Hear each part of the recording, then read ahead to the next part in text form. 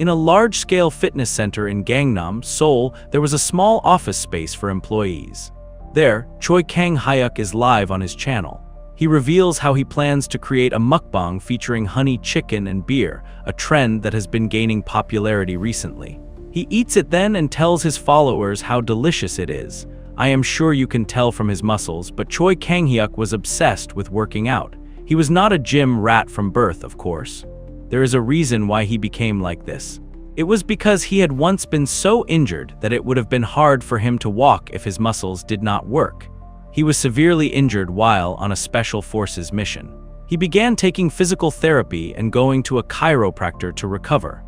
After that, he began taking on more forms of exercise, such as yoga, Pilates, and anything that he heard was good for you. He even studies nutrition to improve his diet. One day, he had become the nation's best gym rat, the nation's best fitness trainer. You might wonder why he might stream a mukbang while worrying about losing his muscles in the corner of this fitness center. He tearfully thanks COVID for this blessing, as it is because of the pandemic disaster that had hit the entire world. In order to keep up with the maintenance of the gyms, Choi Kang-hyuk had no choice but to become a streamer.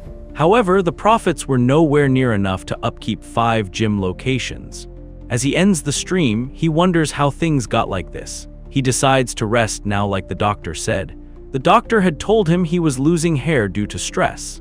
That hit Kang-hyuk deeply. The doctor said he must not have noticed it as he is so healthy, but his body is already on the brink of breakdown because of all the stress. He suggested Kang-hyuk cut down on his work or he would become bald.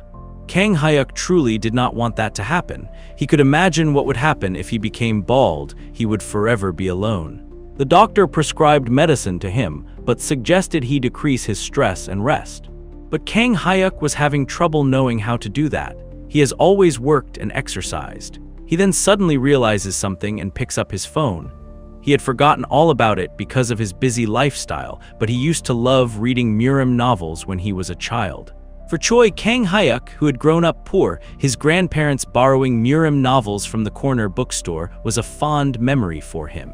He remembers how his grandpa used to lecture him about going there so often. He finally found a familiar author named Gaeyong on an online site.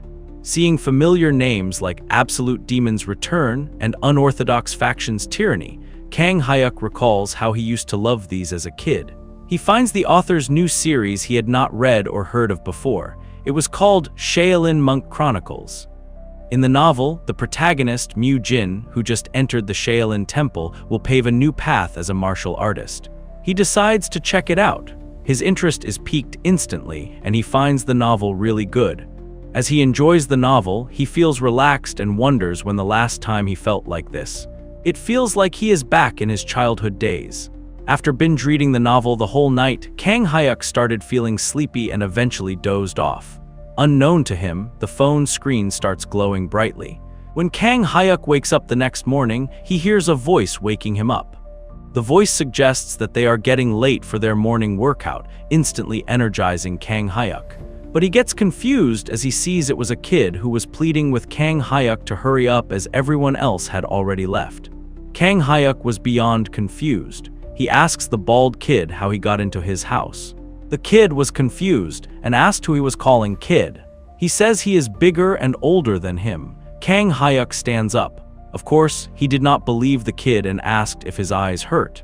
Plus, he could not get how he even entered his house. He looks around and realizes this clearly is not his house. He then places his hand on his head, feeling no hair. He yells in fright and asks where he is. He then remembers how the kid called him Mu Jin.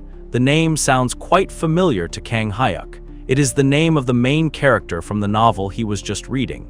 Things made no sense to Kang-hyuk. He wonders why Mu Jin is and where he is. He panics further as he sees his body and muscles are no more. He sighs in relief, reminding himself this is all just a dream. He remembers having many dreams like this back when he read a lot of novels. As the kid suggests they will be late, Kang-hyuk plays along and agrees. After calming down, Kang-hyuk thinks of the kid as adorable. He thinks that since this is just a dream, he will enjoy the situation. But he soon regrets his decision as they make their way to the training session. They were scolded for coming late to the first schedule of that day. The dream felt too real for Kang Hyuk. The instructor announces that they are going to start with a horse stance first. Kang Hyuk wonders what this horse's stance is, whether he is talking about squatting. He watched the others get into position and was shocked at the absurdity of their training. He knew they were all going to wreck their knees if they did it like that. As Kang Hyuk went through rehabilitation training, he started to do proper exercises. He knew just how important lower body and core exercises were more than anyone else's. There were times when he saw trainers who taught the wrong exercises and focused solely on upper body exercises. They are missing out on the core of exercise, that is what he thought. And now here is this ridiculous exercise unfolding before him. The problem was that their legs were too far apart. They need to straighten their backs and naturally lean forward.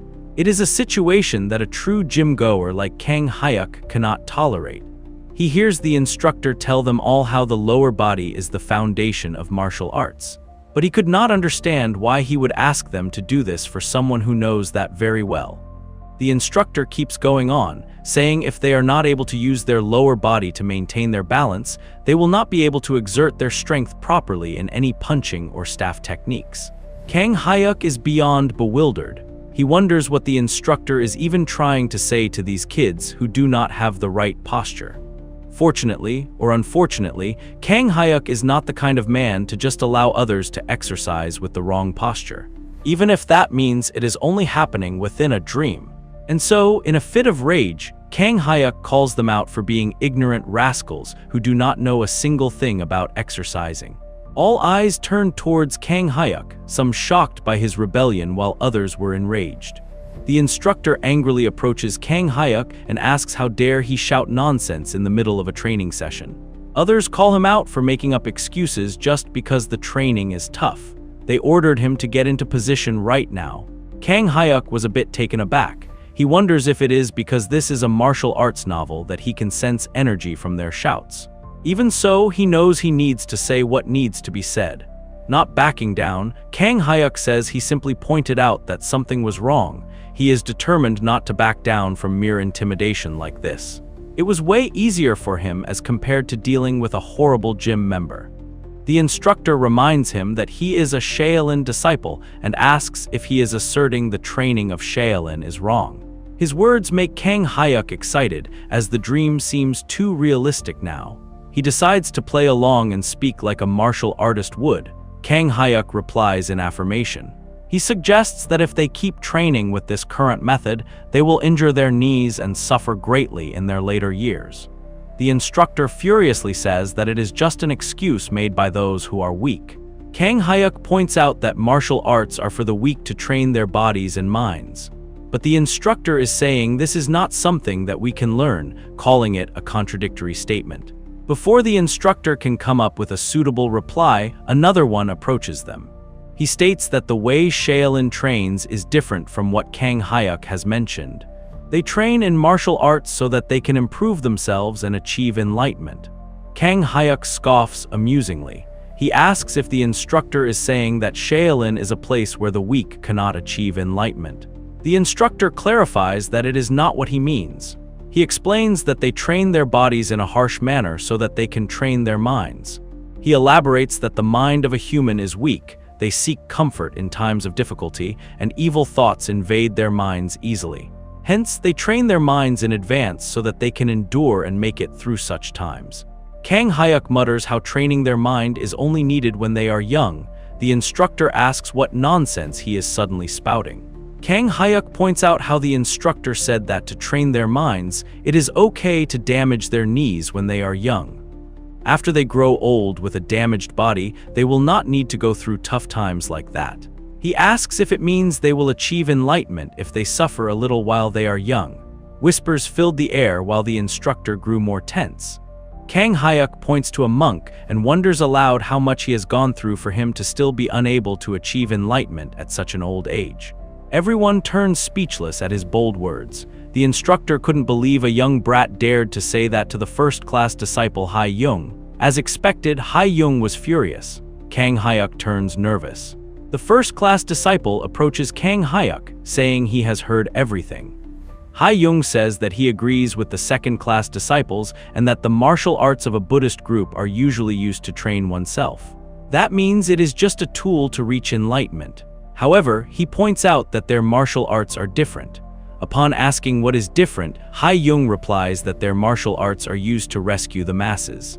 They use it to protect them from evil and demons that harass them. Kang Hyuk scoffs and asks if he is saying they are doing training that will damage their knees so that they can protect the masses. Ha-young stares at the kid hard. Hae-jun knew if they left him be, there was a chance he would bring about a bad influence on those around him. But he is also aware that the grown-ups of a Buddhist group cannot punish a new and young monk personally. In that case, he decides to use another method. He tells Kang Hyuk to prove if he truly thinks the training methods of Shaolin are wrong. He asks the first-class disciple how he would like him to prove it. Hae-jun guesses that since their training is wrong, that means he knows the correct way to train. He asks Kang Hyuk to try to win against those who have learned by the Shaolin training method if he is right. Kang Hyuk turns nervous and asks who he will be up against. Hae-jun says it will only be fair if he fights against someone who joined them at the same time as him. He then asks Mu-gung to step forth. Hae-jun says he will give him 7 days starting today. After Kang Hyuk trains himself in the methods he considers to be correct, he will spar with Mu-gung. Kang Hyuk here could tell Mu-gung was obviously of a different weight class from him. Hae-jun was clearly not focusing on fair terms. The first-class disciple just wants to keep him pinned down while leaving him no room to complain or talk back by using someone who joined at the same time. What a horrible senior he was. Hae-jun was pleased with the situation he had manipulated, certain that the kid would not be able to say anything more. To his surprise, the kid agreed to the deal. Kang Hyuk was confident in winning against the other kids. Hae-jun then leaves, telling others to continue with their training. Mu-yul suggests Kang Hyuk go and apologize to the monk, but he soon gets back into training when told to. Kang Hyuk, or rather Mu-jin, starts training in his own preferred way, as he does squats. He remembers being scolded by the instructor for doing different exercises. Mu-jin told him he got permission from monk Hae-jun. As he does squats, he tells the others how their knees will be goners if they keep doing that. He continues making criticizing remarks while the others try hard to ignore him. Mu-jin, who had trained for about 2 hours since early morning, was ready to get the nutrition he needed. Little did he know about the huge impending problem he would soon face. He stares at the meal of Buddhists before him, consisting of only vegetables. He realizes they are vegetarians. While being a vegetarian is natural in a temple, Mu-jin was taken aback because he had not thought of it. All he wanted was his usual protein. He furrows his brows as a sudden realization clicks through his brain. Why on earth can he smell the food when he is dreaming?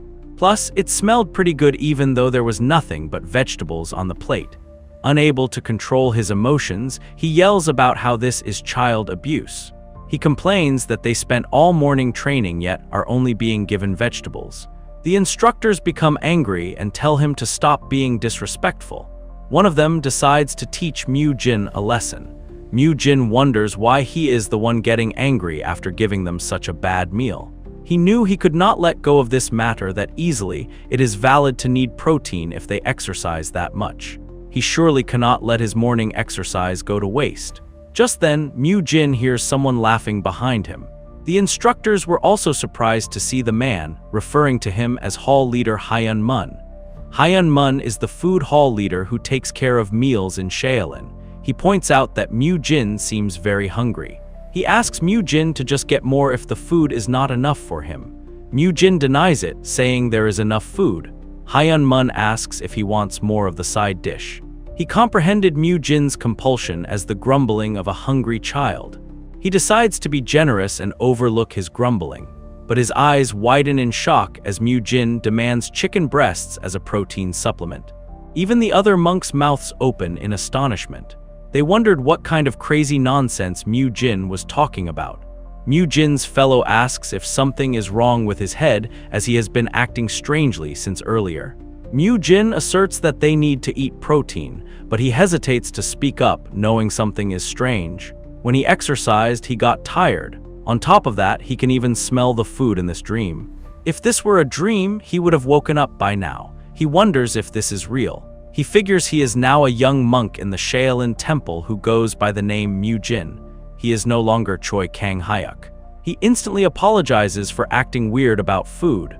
Hyun Mun smiles, thinking the kid is only tired. Mu Jin requests some beans and mushrooms, shocking Hyun Mun. He thinks the kid is definitely crazy. But whether this was a dream or reality, Mu Jin knew he needed protein. The scene shifts to Mu Jin getting bored in class. He cannot believe they are studying Buddhist scriptures right after breakfast and early morning training. He thinks even Buddha would be scared of this harsh schedule. For now, he wonders how to get home. A sudden thought clicks in his brain. He wonders if he can get out when the story is completed fully since he is in the novel. Looking at it from that perspective, the situation did not seem all bad to him. Since Mu Jin is the protagonist in the novel, he possesses exceptional talent. The place is Shaolin, the North Star of Mount Tai. If there is a problem, it is that he has been marked by others. The deed has already been done. He thinks that since things have come down to this, he will win in the spar and get them to acknowledge his training methods. On the other hand, Hyun Mun and Hai Jun talk about Mu Jin. Hyun Mun agrees with Hai Jun's idea of punishing the disciple.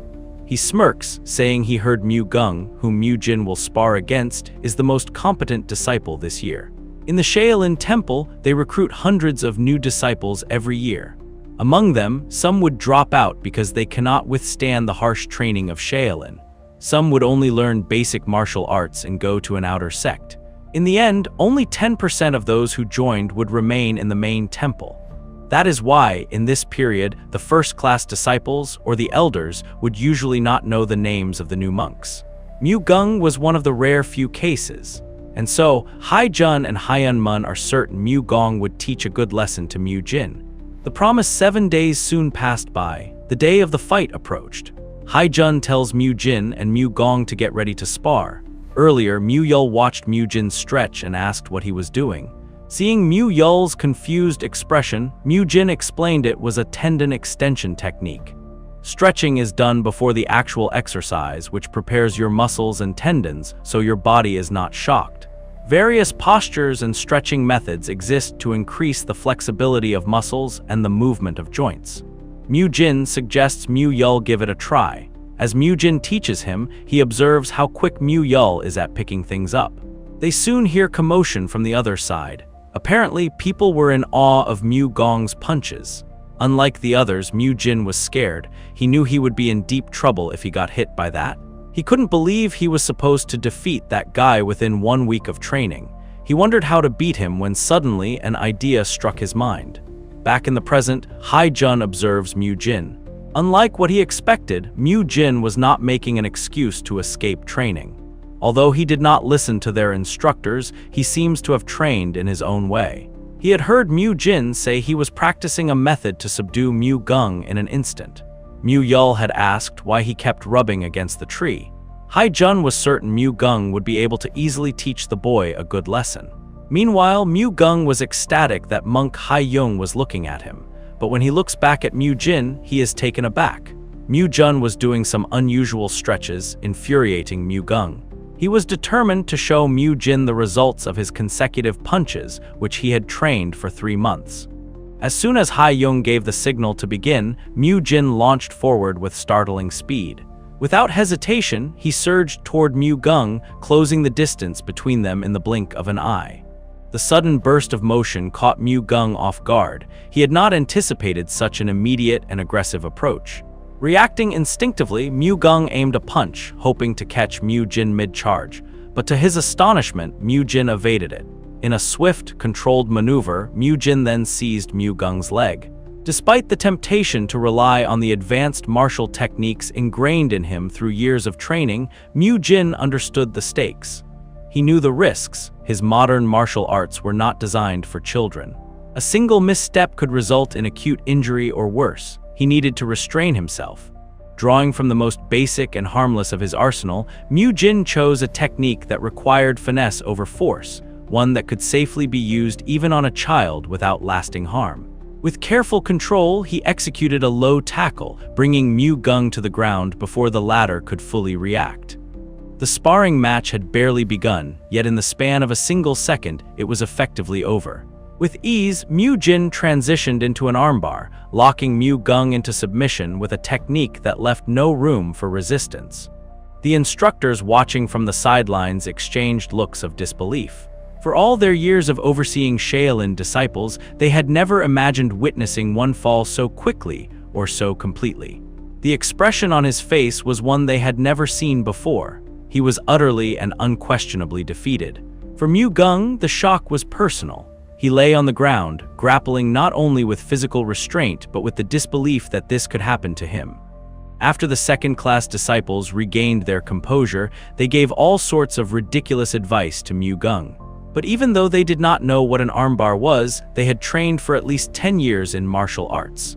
They know just how painful that position would be to his arm. Mu Gung was groaning in pain. Mu Jin coldly tells him to surrender, or his resistance will lead to a broken arm. Mu Gung was reduced to tears, making Mu Jin concerned, and he instantly let go. He begins to help Mu Gung up while Hai Jun stares at the two. He could not believe the victor was Mu Jin. Chain Punch is one of the 8 extremist fists. It utilizes the fist, the elbow, and the shoulder as the main weapons. This allows one to quickly defeat their opponent at a short range. It is known for being immensely powerful. Mu Gung has mastered the Chain Punch the most out of all the young monks. Even the second-class disciples were impressed by his Chain Punch. But this morning, his brilliant Chain Punch was pathetically lost without even proper resistance to some strange young monk who uses weird techniques. He cried, saying that this is unfair. Upon asking, he says that Mu Jin charged at him as soon as the spar began. Plus, he attacked him with some strange technique that was not Chain Punch. He yells that he can win against anyone if it is a fair fight. A bit taken aback, Mu Jin agrees with him and hypes him up. The angry instructors approached the two. They coldly say that Mu Gung is right. It is a given that one would use Shaolin's martial arts when sparring in Shaolin, but Mu Jin has broken that rule. Mu Jin stares at them in shock, wondering what kind of ridiculous ideology they have brought up. Upon asking why he did not use the Chain Punch, Mu Jin explains the fight would have dragged on forever. If that had happened, they would have both gotten severely injured. Therefore, he prioritized the essence of a duel, which is to take down the opponent. He points out that he made Mu Gung cry, but he was able to take him down without a single physical injury. The instructors could not believe that Shaolin's Chain Punch technique was so easily defeated by some new, untrained kid, and his strange technique at that. They knew Mu Gung lost, but were refusing to acknowledge that. At this rate, they knew people might start doubting Shaolin's martial arts. Or, in the worst-case scenario, all the new disciples might leave Shaolin. They all turn to Hai Jun, wondering what they are supposed to do. To the astonishment of everyone present, Hai Jun's expression was not one of anger or disappointment. Instead, he was smiling. With calm composure, Hai Jun approached Mu Jin. He inquired into the nature of the technique used, whether it had inflicted any actual harm. Mu Jin was slightly unsure of what to expect but responded in affirmation. Without hesitation, Hai Jun says Mu Jin had remained faithful to the very spirit of Shaolin, discipline, restraint, and control. Victory, therefore, belonged to him. The declaration shocks the other monks. The instructors were visibly stunned. Even Mu Jin found himself momentarily lost in disbelief. For a figure like Hai Jun, to acknowledge his victory was beyond what he had expected. Yet, Hai Jun did not stop there. He points out that Mu Jin's technique had succeeded not merely due to its execution, but because his opponent's level had been that of a loser. Mu Gung, already bruised, visibly recoiled at the stinging word. Hai Jun further elaborates that the ultimate reason they learn martial arts is to take down evil demonic heads. He then decides to personally show the true essence of Shaolin's martial arts, which can take down the evil demonic heads. He ordered instructors to retrieve a large boulder.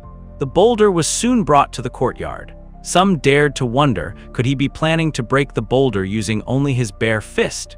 Even Mu Jin found himself unsettled by the scene unfolding before him. Hai Jun tells them to look carefully, as this is the true power of the Chain Punch that they are all learning right now. Hai Jun stood still, inhaled slowly, and centered his energy. He then launched a single, focused punch into the surface of the stone. The impact was immediate. The boulder shattered into fragments. The disciples were left spellbound, their eyes widened in shock, their mouths agape. None had expected this kind of strength, this kind of mastery, to reside in a technique they had only just begun to learn. Mu Jin, too, was left momentarily surprised. He turns excited, knowing that this is real martial arts. Images formed in his mind. Just one impact is enough to break open a mountain, one swing of the sword can bring down hundreds of enemies, and one punch is enough to explode the enemy. Yet as his admiration surged, so too did confusion. Mu Jin turned back to Hai Jun. He reminded Hai Jun how he said the point is to overpower the enemy without harming them. Confused, Hai Jun affirms. Mu Jin then points out that he broke the boulder to pieces. Mu Jin seemed to have raised the unspoken question as heavy silence settled over the training hall. Hai Jun later meets with Hyun Sung, one of the hall leaders. After hearing about Mu Jin's victory, Hyun Sung said the kid was not ordinary. Hai Jun agrees, saying that the kid is rather arrogant, but he trains the chain punch the hardest out of all the young monks. Hyun Sung points out that Hai Jun is worried that the kid is training the chain punch to try and figure out its fatal weak points. Hai Jun hesitatingly agrees. Hai Jun worries that the kid might be a spy for the unorthodox alliance or perhaps the demonic cult. His eyes widen at the possibility. Meanwhile, Mu Jin is deeply irritated as he listens to the instructor's lecture. He trembles in frustration, doing his best to control his temper. Hyun Sung says there is no need for Mu Jin to do something eye-catching if he is a spy. Hai Jun suggests it might be reverse psychology. Hyun Sung points out that Mu Jin is still a new disciple and there is nothing to worry about. He suggests observing Mu Jin over time and finding out if he is just unique or if he really is a spy. A sudden realization clicks in him, and he suggests the possibility of Mu Jin being from a martial arts family. Hai Jun knew that made sense. He doubts Mu Jin could have come up with those strange training exercises by himself. He says those training methods could be what he learned from his family. Hyun Sung sighs. He argued that the greatest figure in a child's life is their father. He says Mu Jin might just want to prove that his father's teachings are better than Shaolin's, which has been around for more than a millennium. Mu Jin would have passed out if he heard about how ridiculous their conversation was. Hyun Sung adds on, saying that since Mu Jin defeated Mu Gung, he will become more arrogant. He wonders aloud what they should do about him. Pondering for a while, he suggests they leave him to the Bayob gang. Hyun Sung was surprised and asked if he meant the one who was in the disciple court. Hyun Sung tells him not to worry, as Bayob gang has volunteered to join the Arhat Hall instead. On the other hand, the instructors were making their way back to their bedchambers after a good workday. But as they witnessed Bayob gang exercising, they decided to skip their usual path and take another one. They referred to Bayob gang as Mad Dog and wondered what he was doing here. One of the instructors revealed that he usually trains late at the training ground. So, what is he really doing here? Another instructor points out that he is practicing horse stance. They begin to chuckle and say that they all know why he is called the Mad Dog. But their laughs will not come to a halt as one of them reveals that the Mad Dog is going to be in the Arhat Hall starting tomorrow. There are apparently even rumors that Bayob gang will not become the next master of the disciplined court. This is why they were not able to understand why he was going to Arhat Hall. They did not want to live life with the Mad Dog again. Among the second-class disciples, Bayob gang, who was pretty influential, has always grilled his juniors ever since they were third-class disciples and maintained their discipline of Shaolin. One of the men reveals that Bayob gang said he was going to join all the halls and courts to learn about the rules of Shaolin before going back to the disciplined court. The others say that this is expected of the rules fanatic. He lives and swears by rules, after all. That is why, despite being scary, he is worthy of respect. The rules fanatic Bayob gang has worked hard to be a role model for the rest.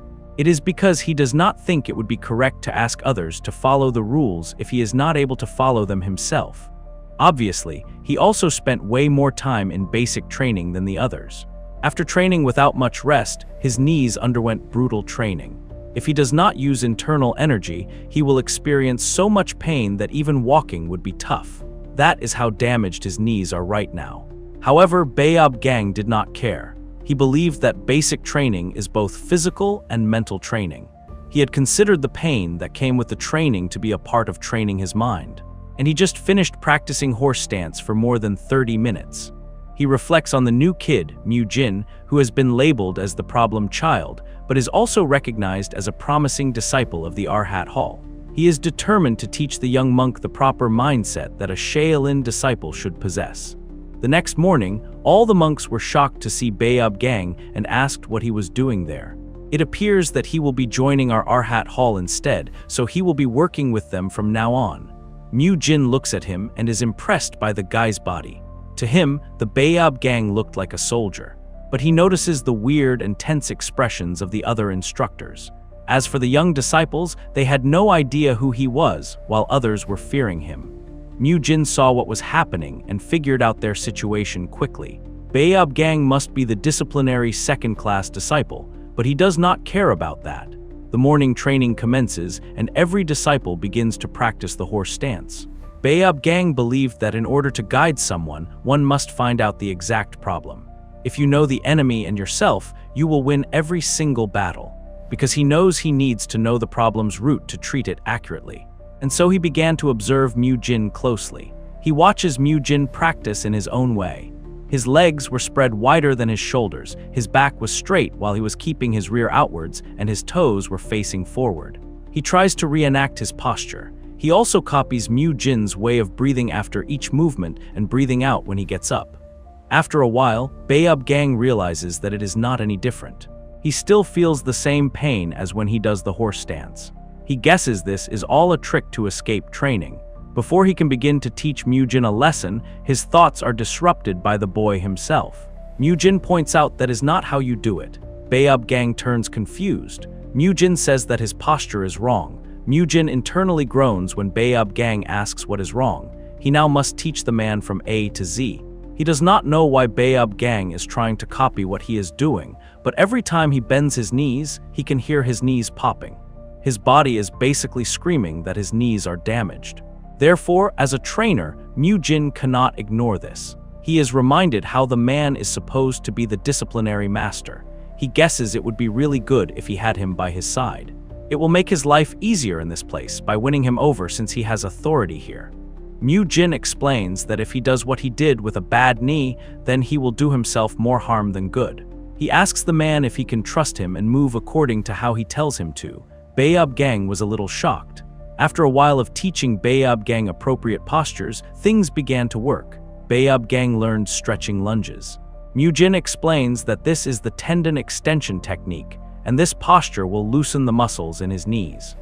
Mu-jin adds that if he does this warm-up before the actual exercise, he will be able to even do the movements in a softer manner and reduce the pressure placed on his knees. Baeob Gang says he can feel the difference. Mu-jin tells him to do this movement with a 30-second interval, and that makes a set. In other words, he just needs to do this 3 times. Baeob Gang grows confused and asks, "What is a set?" Mu-jin says he just misspoke. After the set was completed, Mu-jin checked on Baeob Gang's knees as he was groaning in pain. As he lightly massages his knee, Mu-jin notices how much pain the man is in. The training he has done has put so much pressure on his knees, and it is no wonder they are so damaged. Baeob Gang was absolutely stunned. At first, it was so painful, as if someone had just hit his knee, but now he is feeling more relieved and strangely refreshed. Mu-jin tells Baeob Gang to start again, as they were in the second round but stopped. He tells him to get up, as training waits for no man. Baeob Gang wonders what kind of child Mu-jin is. The other monks began to watch the duo in disdain. They wondered what Baeob Gang was doing with Mu-jin. Mu-jin explains to the man, but he needs to do this kind of exercise if his knee does not feel good. Baeob Gang is known as someone who is fanatical over rules. This is why he was nicknamed Mad Dog. Baeob Gang had been haunting the second-class disciples without rest ever since he joined Shaolin Temple. Everyone knows just how crazy and obsessive he can be. That very Baeob Gang is now acting friendly and training with a strange new monk. Mu-jin tells Baeob Gang that they will rest for a while and repeat this 15 times. Mu-jin asked if the posture he was doing earlier was as if he were sitting on a chair. Baeob Gang agrees and mentions how Mu-jin said he should not do that just now. Jin says that is because his knees are currently in a bad condition.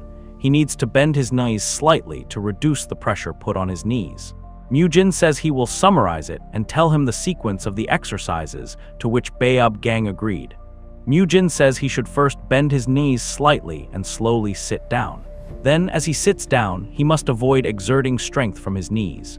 He should exert strength only from his thighs and rear. Then, just like step 2, you would only exert strength from his thighs and rear when standing up. Baeob Gang follows the steps and says he feels fine.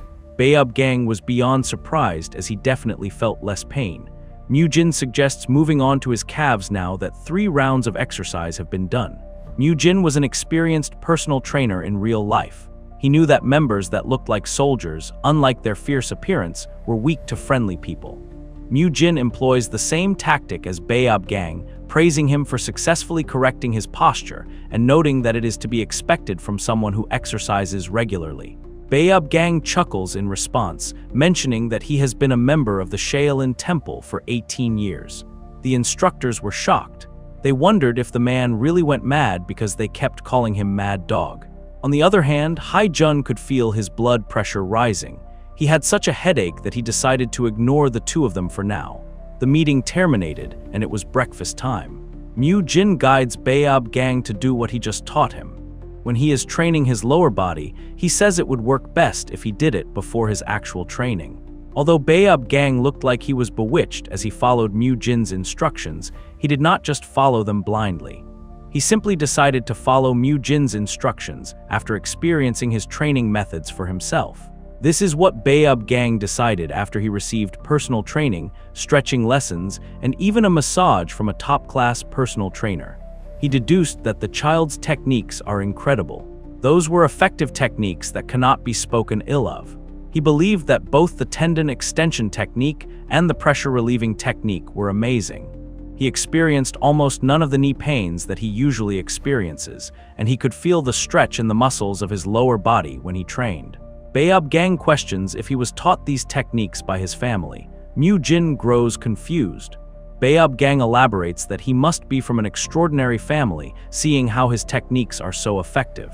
He says he was told that those techniques were passed on within Jin's family for generations. Jin smirks, realizing they had this kind of misunderstanding. As he thinks back, he realizes he did act a little strangely. He was wondering how to get back from that, but this is a great opportunity to do so. He responds affirmatively, stating that he learned techniques from his family. Baeob Gang expresses his admiration for these techniques, calling them magnificent. However, he clarifies that his praise pertains only to the treatment they provided for his knees. He asserts that their training for martial arts in Shaolin has a history of 1,000 years of being the best. Baeob Gang says he understands the child's heart for his family, but it would be great if his training showed and also improved. Jin says he will take note of that. He is then interrupted as his fellow friend appears. Jin excuses himself and Baeob Gang thanks him. And so, Jin and his friend left for breakfast. Soon, Jun appears behind Baeob Gang. Baeob Gang apologizes to the senior monk for being unsightly. Jun chuckles, pointing out that he did know how he looked. Baeob Gang explains that he has to know his enemies to win his battle, so he has to experience it himself. Jun sighed and asks what does he think after experiencing it for himself. Baeob Gang answers that, from what he experienced from the child, he believes Jin comes not from a family of martial arts, but from a family of physicians. Upon asking why he thinks so, Baeob Gang discloses that his knees are in pretty bad shape from harsh training. Jun was shocked and asked why he did not say anything up till now. Baeob Gang said he did not want to worry his seniors and elders, and most importantly, he did not want to show his juniors his weak side. Even his juniors, who have trained alongside him for over 10 years, have not realized that his knees are in poor condition. But it was Jin who first noticed. He explains that Jin taught him exercises that did not strain his knees. Jun grows frustrated and wonders what to do with the child. He says that because of such a talented child like him, the training of Shaolin is about to collapse. Baeob Gang tells him not to worry, as he will guide Jin onto the correct path. He lightheartedly suggests that young children tend to listen to the words of grown-ups that they are close to. Instead of being forceful with the child, he will get close to him and slowly teach him Shaolin training methods. Haijun agrees, saying they should not rush things. He says he is counting on Baob Gang. Afternoon arrived, and soon it was time for Buddhism lessons, but Mu Jin groans, still not getting used to them. He wonders if it is because his body is still young, but the food coma is real. Haijun suggests that they will go on to the next training, as all of them seem to have perfected the form of chain punch. He explains that one can only exert the full prowess of martial arts by harmoniously combining internal and external energy. And so from today, they will prepare to master their internal energy. 2 second-class disciples came forward for the demonstration. The young disciples are told to assume the lotus position they have learned. Mu Jin wonders what that is. Soon, everyone gets into position, making him remember the posture.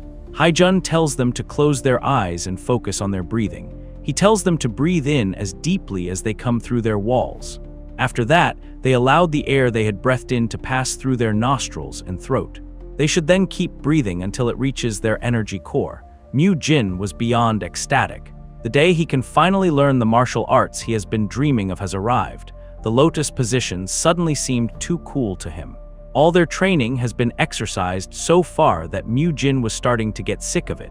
But it seems there is finally some learning of something that looks like martial arts. Mu Jin was not the only one excited to learn. The other young disciples were also excited to begin this new training, as it inevitably gave them a new reason to train.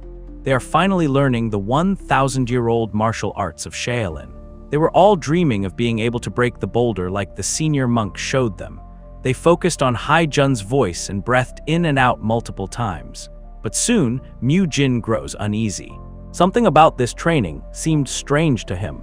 Mu Jin gets that this is a breathing technique, but it seemed somewhat different from the Shaolin training methods that he sees in novels. He looks around at the instructors, wondering if they are not going to teach them the chant for inner energy cultivation techniques, things like yin and yang, the 5 elements, Bagua, or the Oriental philosophy stuff. He guesses there might be a good reason for all of this. An hour passed by. Mu Jin, who had been tackling all the training methods of Shaolin up until now, had been doing his best this time as well to follow all that he was told to do. It is because he was excited while thinking he would be learning real martial arts. He wanted to acquire inner energy. It was the source of power that allowed a human to split a mountain and fly in the sky. Mu Jin assumed he would be able to obtain inner energy, a transcendental power enabling him to do all that. Therefore, he was beyond happy to learn the technique, which was the epitome of Murim novels. All of this was what he had only been reading in novels. Soon, the instructor tells everyone to open their eyes. The instructor then explains that the energy circulation technique they just learned is a basic breathing method that allows them to feel the energy and accumulate it within their body. It is because they need to be able to feel energy before they can perform inner energy cultivation techniques. He further argues that they should be able to practice the energy circulation technique whenever they are free and practice hard so they can feel the energy. Hearing this, Mu Jin gets disappointed. He cannot believe they are making them start with basic breathing techniques again. Their point is that they should be able to sense energy first in order to gain inner energy. He gets cut off from his thoughts as the instructor gives him a notebook. Mu Jin questions what it is. The instructor responds that it is the book that the second-class disciples are giving out now and has images of human meridians. Haijun says there is no need to memorize the whole book and they should just memorize the main meridians. He says they can use it when they're circulating their energy or use it to subdue their opponent. Mu Jin grins in excitement. Meridians are passageways where energy flows within the body. Energy is not the only thing that flows in them, inner energy does as well. Due to that, understanding the meridians is needed for learning martial arts. Haijun reveals that they will now be teaching the disciples the names and the locations of the meridians. As he continues explaining, Mu Jin stares at the book. He hopes to memorize all of this by today. Later that evening, he ponders deeply. The disciples were told that memorizing the meridians and practicing the energy circulation technique would help to accumulate energy. Once they are familiar with the energy circulation technique, they will be able to learn Shaolin's enlightenment cultivation technique. Mu Jin knows that means he could try out some moves right after he masters the energy circulation technique to a certain extent. He gets cut off from his thoughts as he sees Baeob Gang exercising. Baeob Gang reveals he has been trying to train more after Mu Jin's exercises have been quite beneficial for his aching knees. But Mu Jin was not pleased. He could practically hear the man's joints creaking. He says that he thought the exercises did not hurt him so his knees could recover. But Baeob Gang doesn't pay much heed to his words, asserting that iron only gets stronger the more it is struck. He contracts his biceps, telling him to look at the awesome muscles that he has trained for over 18 years. However, Mu Jin did not care. That was all skin since Baeob Gang only ate vegetables and nothing with protein. Mu Jin corrects him that iron only becomes stronger if you strike it in the correct manner. If you overdo it, it will break. He says the same applies to humans as well. He politely tells Baeob Gang to take a seat. Baeob Gang obliges. Mu Jin begins to massage him, saying he will do some pressure relieving. He tells Baeob Gang to inform him if it hurts, but the man does not do so even though it hurts. Massaging such injured knees reminded Mu Jin of the past, back when he was in special forces. His body was severely injured when he tried to just grit through the training after already being injured. Even though he suffered so badly, his mission required him to cross a river. In the end, he was forced to retire from the service. At that time, he really lived every day without any energy. Now as he looks at Baeob Gang, it reminds Mu Jin of the old him from back then. Mu Jin says that if his body is injured, he is the only one who suffers, and no one else will take responsibility for it because he urges Baeob Gang to treasure his body. As soon as he says those words, he wonders if they sound too much like a lecture. Baeob Gang caresses his head. He kindly says that he does not know what the boy went through before he came here. But he assures Mu Jin that Shaolin does not abandon their disciples just because their bodies are in bad shape. He confidently says they will not abandon anyone regardless of what happens. Mu Jin smiles, saying that must be the case if he says so. Baeob Gang loves telling him to trust him and train in the ways of Shaolin now, where he stops midway and screams in pain. It was the first scream the Baeob Gang let out after joining Shaolin for 18 years. Baeob Gang turns embarrassed and swiftly gets up. He asks where Mu Jin is going. Mu Jin replied that he was going back to his room to practice the energy circulation technique that he learned today. Baeob Gang grows confused and asks if he should not already be able to feel the energy from the inner energy cultivation technique taught by his family. He points out that since he is from a physician's family, he should be able to read the flow of energy. Mu Jin flinches, knowing that he might be exposed. He hesitatingly makes excuses that he has not learned due to some personal circumstances at home. Baeob Gang suggests practicing the energy circulation technique here. He says he was also thinking of circulating his energy after he is done with his training before he goes back to his room. He suggested they train together then. Baeob Gang smiles, saying Mu Jin might be able to sense energy more easily if he circulates his energy beside him. Mu Jin found the deal convincing enough. No matter how much he tried to feel his energy, Mu Jin still had no idea what it would feel like. If Baeob Gang can use his energy beside him, he might be able to learn something from it. And so, he decides to give it a try.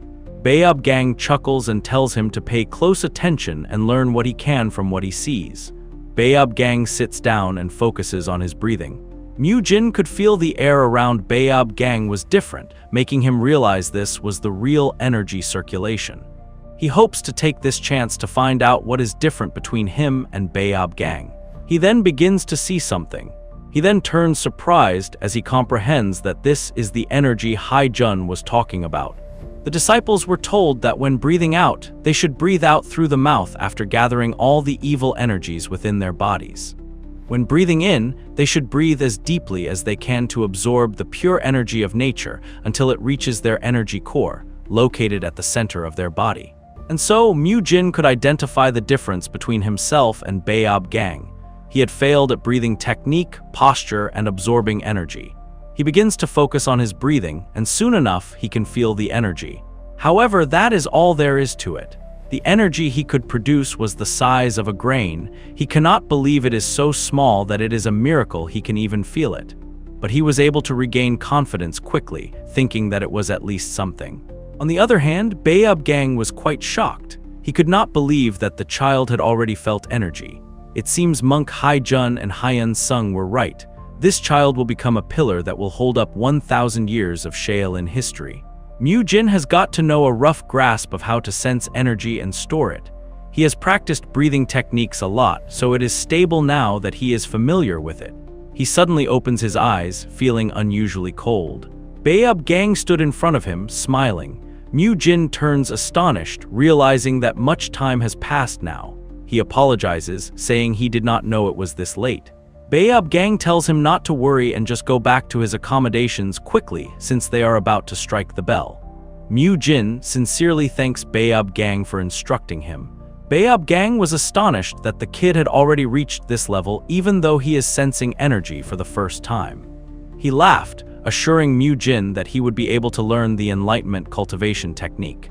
Mu Jin says he can sense energy now, but asks if he does not need to memorize all the meridians in order to learn the cultivation technique. Baeub Gang frowns and asks if he should not know all of that by now since he is from a physician family. Mu Jin realizes he has let his guard down again. He awkwardly agrees with the man, saying he was just joking. Baeub Gang chuckles and tells him to go back quickly. Mu Jin was frustrated with this stupid physician family setting. He must memorize all the meridians in a day. Mu Jin came for the next day's training session, tired and sleep-deprived.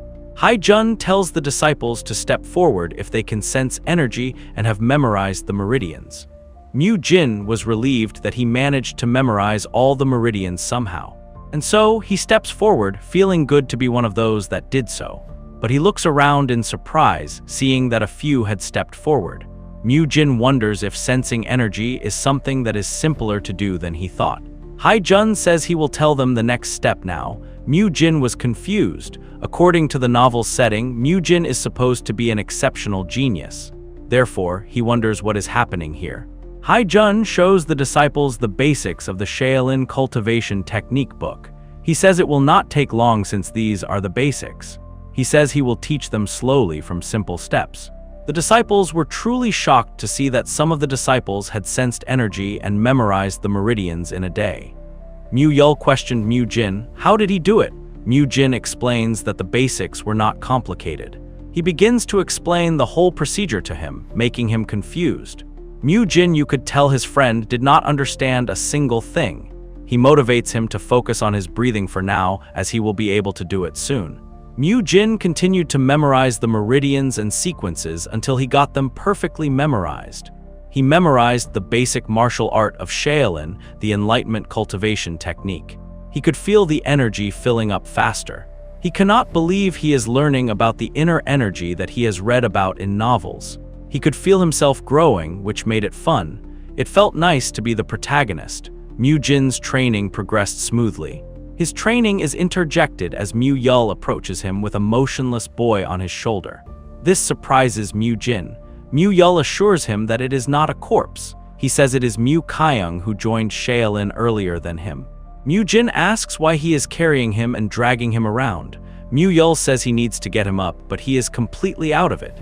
Mu Jin observes the monk. He points out that the dirt on him is obviously caused by Mu Yul. But there was a strange bruise on Mu Kyung's body as well. It looks like someone beat him up. Mu Jin also notices a lot of other bruises on his body. As he ponders further on the situation, he realizes that Mu Kyung's name sounds a little familiar. He was tall, scrawny, and looked gaunt, unlike the other kids. He looked like a scarecrow with sunken cheeks. Right now, this is the image of him that Mu Jin barely remembered in passing, but the memory that he had remembered was something else. It does not recognize his face, but his name is strangely familiar to him. It is like he has heard it before. Mu Jin could not recall the reason why Mu Kyung's name sounded familiar, no matter how hard he tried. However, he understood that this was not the most pressing concern then. Mu Yul asked why Mu Kyung had been beaten up. Mu Jin guesses he might have an idea. He smiled, saying he knew someone who would know about it for sure. He says that since Mu Kyung joined earlier than Mu Yul, you need to find someone who joined even earlier than him. And that is Mu Gung. And so, the two approached Mu Gung, who asked, "What is it?" Mu Jin was certain that Mu Gung did not do this, as it would be a relief that Cry Baby had the guts to beat someone up like this. He suggests Mu Gung would know what this place was like before they joined.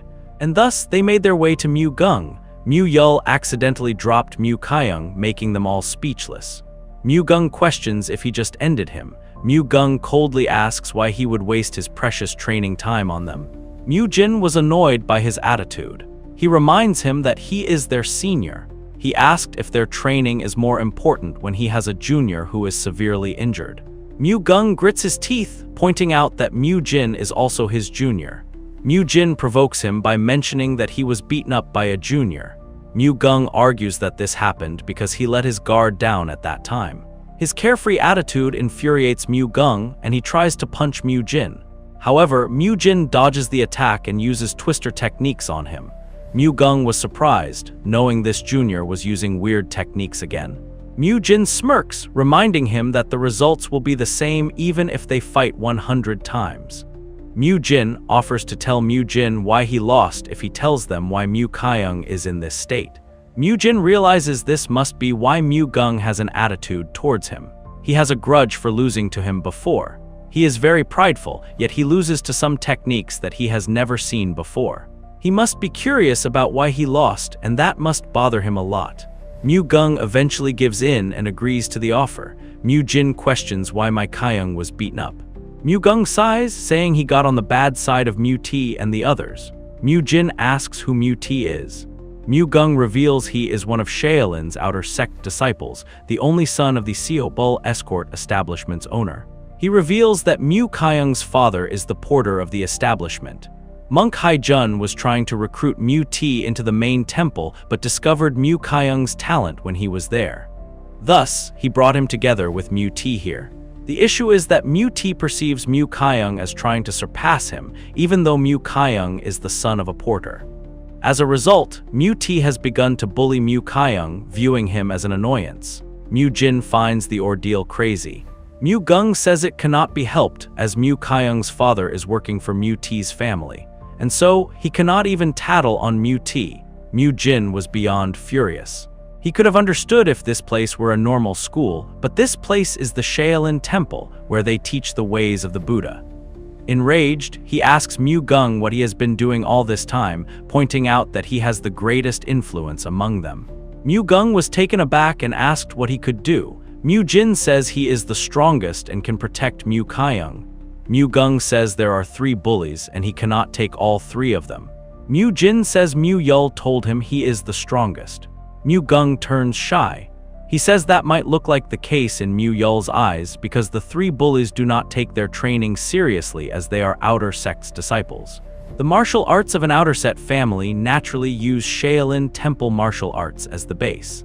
So, Mu Jin deduces that Mu T must probably have already learned the basic martial arts of Shaolin. Therefore, he does not take his training here seriously. He wonders if he was one of those who stepped forward with him. Mu Kyung soon wakes up, wincing in pain. He wonders aloud where he is. He sees the 3 monks and screams in fear, crawling backward. They tell him not to worry as they will not hurt him. Mu Jin calmly explains to him that he heard about his situation from Mu Gung. He was surprised to see Mu Kyung totally avoiding people out of fear and wondered what to do with him. Mu Jin wonders just how badly was he beaten and bullied for him to become this scared. He cannot believe school violence is taking place even in the Shaolin Temple. Since his father is working for Mu T's family, even if he wants to talk to Monk Haijun, he is worried that it might cause more harm. Mu Jin wonders if there is no way to help him. An idea suddenly strikes his mind. He tells Mu Kyung that he might be able to help him. He explains that those guys who have been threatening him with his father should report all of them to Monk Haijun.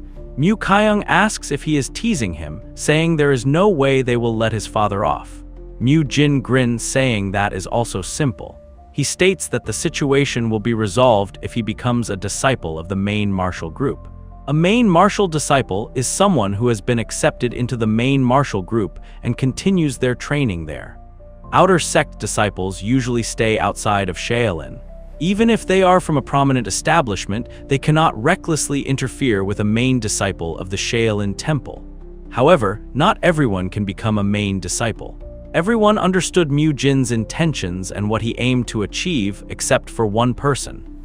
Mu Jin shrugs in a carefree manner. He tells him to think about it. He knew there was also a chance that this would not work. But he remembers how Baeob Gang had said that the Shaolin Temple would never abandon any disciple, no matter what happened. It is time to see if what he said is true.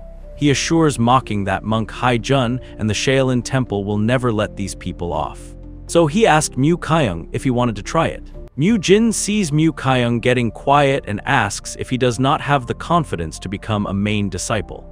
Mu Kyung can't even form a sentence. His stuttering sounds less like words and more like a dying pigeon. Mu Jin continues with his questions, asking if he intends to allow his father to stay and work under the family of someone who bullies him. He warns Mu Kyung that his father will have to keep working under Mu T if he gives up. Just knock some sense into the war, and he agrees to give it a try once. Mu Jin is satisfied with his answer and says he will then tell him about the second plan. He asserts that they cannot just let them bully him until he becomes a main disciple. He suggests Mu Kyung beat Mu T first. 3 days passed by. Mu T sits in an alleyway, smirking, revealing to his sidekicks how he threatened Mu Kyung to come here. The other 2 underlings were also excited to give him a good beating. They talk about how they have seen the boy mingling with some other losers, including Mu Jin. The 3 boys were happy, as they had wanted to give the arrogant Mu Jin a beating for a long time. They get cut off as they see Mu Kyung tagging along with Mu Jin's gang towards them. The bullies were too ignorant to see that Mu Jin was stronger than them. Instead, they ridiculed him and his friends. Mu Jin turns to Mu Kyung, reminding him of what he taught him. With that, Mu Kyung steps in front to challenge his bully, Mu T. The showdown begins. Mu T looks down at him with disdain, reminding him of what would happen to his father if he ends up in a bad position. Mu Kyung musters up enough courage to try to punch Mu T, who narrowly dodges it. As for Mu Gung, he was fighting with the bully who had called him a gorilla not so long ago. To the bully's surprise, Mu Gung was giving a totally different vibe right now. He seemed stronger than usual. Previously, Mu Jin had revealed the reason to Mu Gung why he kept losing to him. Mu Jin explained that the chain punch he used is definitely fast and strong, but that is actually all there is to it. Mu Gung was astonished and asked, "Isn't that what is most important in martial arts?" Mu Jin smiled and got into position, saying that he will understand if he experiences it with his body. He then suggests attacking him with a chain pump first technique, and he asks him to try avoiding it. Mu Gung succeeds. Mu Jin then suggests he dodge the second technique. Mu Gung was surprised by how easy it all was. But it turns out Mu Jin had lied and went for a lower kick instead. "Surprise, life hurts," Mu Jin had quipped. Mu Gung fell in pain, asking why he had lied. Mu Jin says that was the point he was trying to make. If his opponent already knows what is coming, who would just get hit on purpose? He lectured Mu Gung to deceive his opponents for his attacks to work. He says that before he punches, even he can tell what he is about to do just from his posture. Mu Gung becomes determined, saying that he just needs to be so fast that his opponent can't dodge even if they know what is coming. Mu Jin shouts out, saying that he is not completely wrong, but that is only correct when he becomes the strongest in the world someday. For example, like the protagonist in the previous work of the author who wrote the Shaolin Chronicles. The blade techniques of the protagonist, who was the strongest in both the unorthodox faction and in the world, were unmatchable. The novel said that his blade techniques could not be dodged even if they knew what they were. In other words, if you're not the strongest in the world, what you said does not apply to Mu Gung. Thus, Mu Jin suggests Hetri deceiving his opponents until then. He elaborates that there needs to be psychological warfare, like saying you will use paper in a rock, paper, scissors game. Back in the fight, Mu Gung grins and uses that same trickery. His bully eats dirt, proving the lesson right. Speed is cool, but psychological warfare is king, especially when your opponent has the IQ of a turnip. Mu Jin had told Mu Gung he needs to know how to use some deception until he becomes fast enough for people to be unable to dodge his attacks even if they see them coming. This put Mu Gung into deep thought, as he had never thought of this before. Mu Gung, who had always thought trickery was cowardly, looked like a kid realizing Santa wasn't real, soul-crushed, but also a little enlightened. But the more he thinks about it, the more he realizes Mu Jin is right. Grateful for the advice, Mu Gung decides to share classified intel on Mu T and his thugs. He warns Mu Jin not to underestimate them. Mu Jin, puzzled, reminds him that he had bragged about being stronger earlier. Mu Gung smirks as he explains that he was not fighting at his full strength. He emphasizes that if it had been a real fight rather than sparring, he would have utilized his family's martial arts techniques. Additionally, he would have drawn on the inner energy he has accumulated over time. He drags the gang into a hidden corner to show off his secret arts, looking around like he's smuggling drugs instead of flexing Kai. The other three questioned why he is being so discreet, to which Mu Gung revealed that he does not want to upset the elders by using his family's martial arts. While Mu Yul remained on the lookout, Mu Gung was certain that they would be surprised by his power and Mu Jin would start respecting him a little. As Mu Gung activates his mana, Mu Jin's eyes widen in surprise. He could tell this is definitely different from when Mu Gung used the chain punch. It has got power and speed and should be around the level of a high school boxer. Although the power is not as strong as he had imagined, considering his age, Mu Gung is pretty much a monster. With every kick or punch, the air is snapping. He realizes this must be why he said things could get dangerous for him. It is because if he fights Mu T and his underlings right now, they will all use their own martial arts to fight him. He now sees why people say Mu Gung is the strongest among the young monks. But Mu Jin could tell Mu Gung is not able to freely control his own inner energy yet. And so he guesses it is possible to take him on if this is all he has. After meeting Mu Gung and Mu Kaiung, Mu Jin can tell that there is a certain form and posture to punch in order for them to utilize their energy. Thus, he thinks this incoming punch is child's play.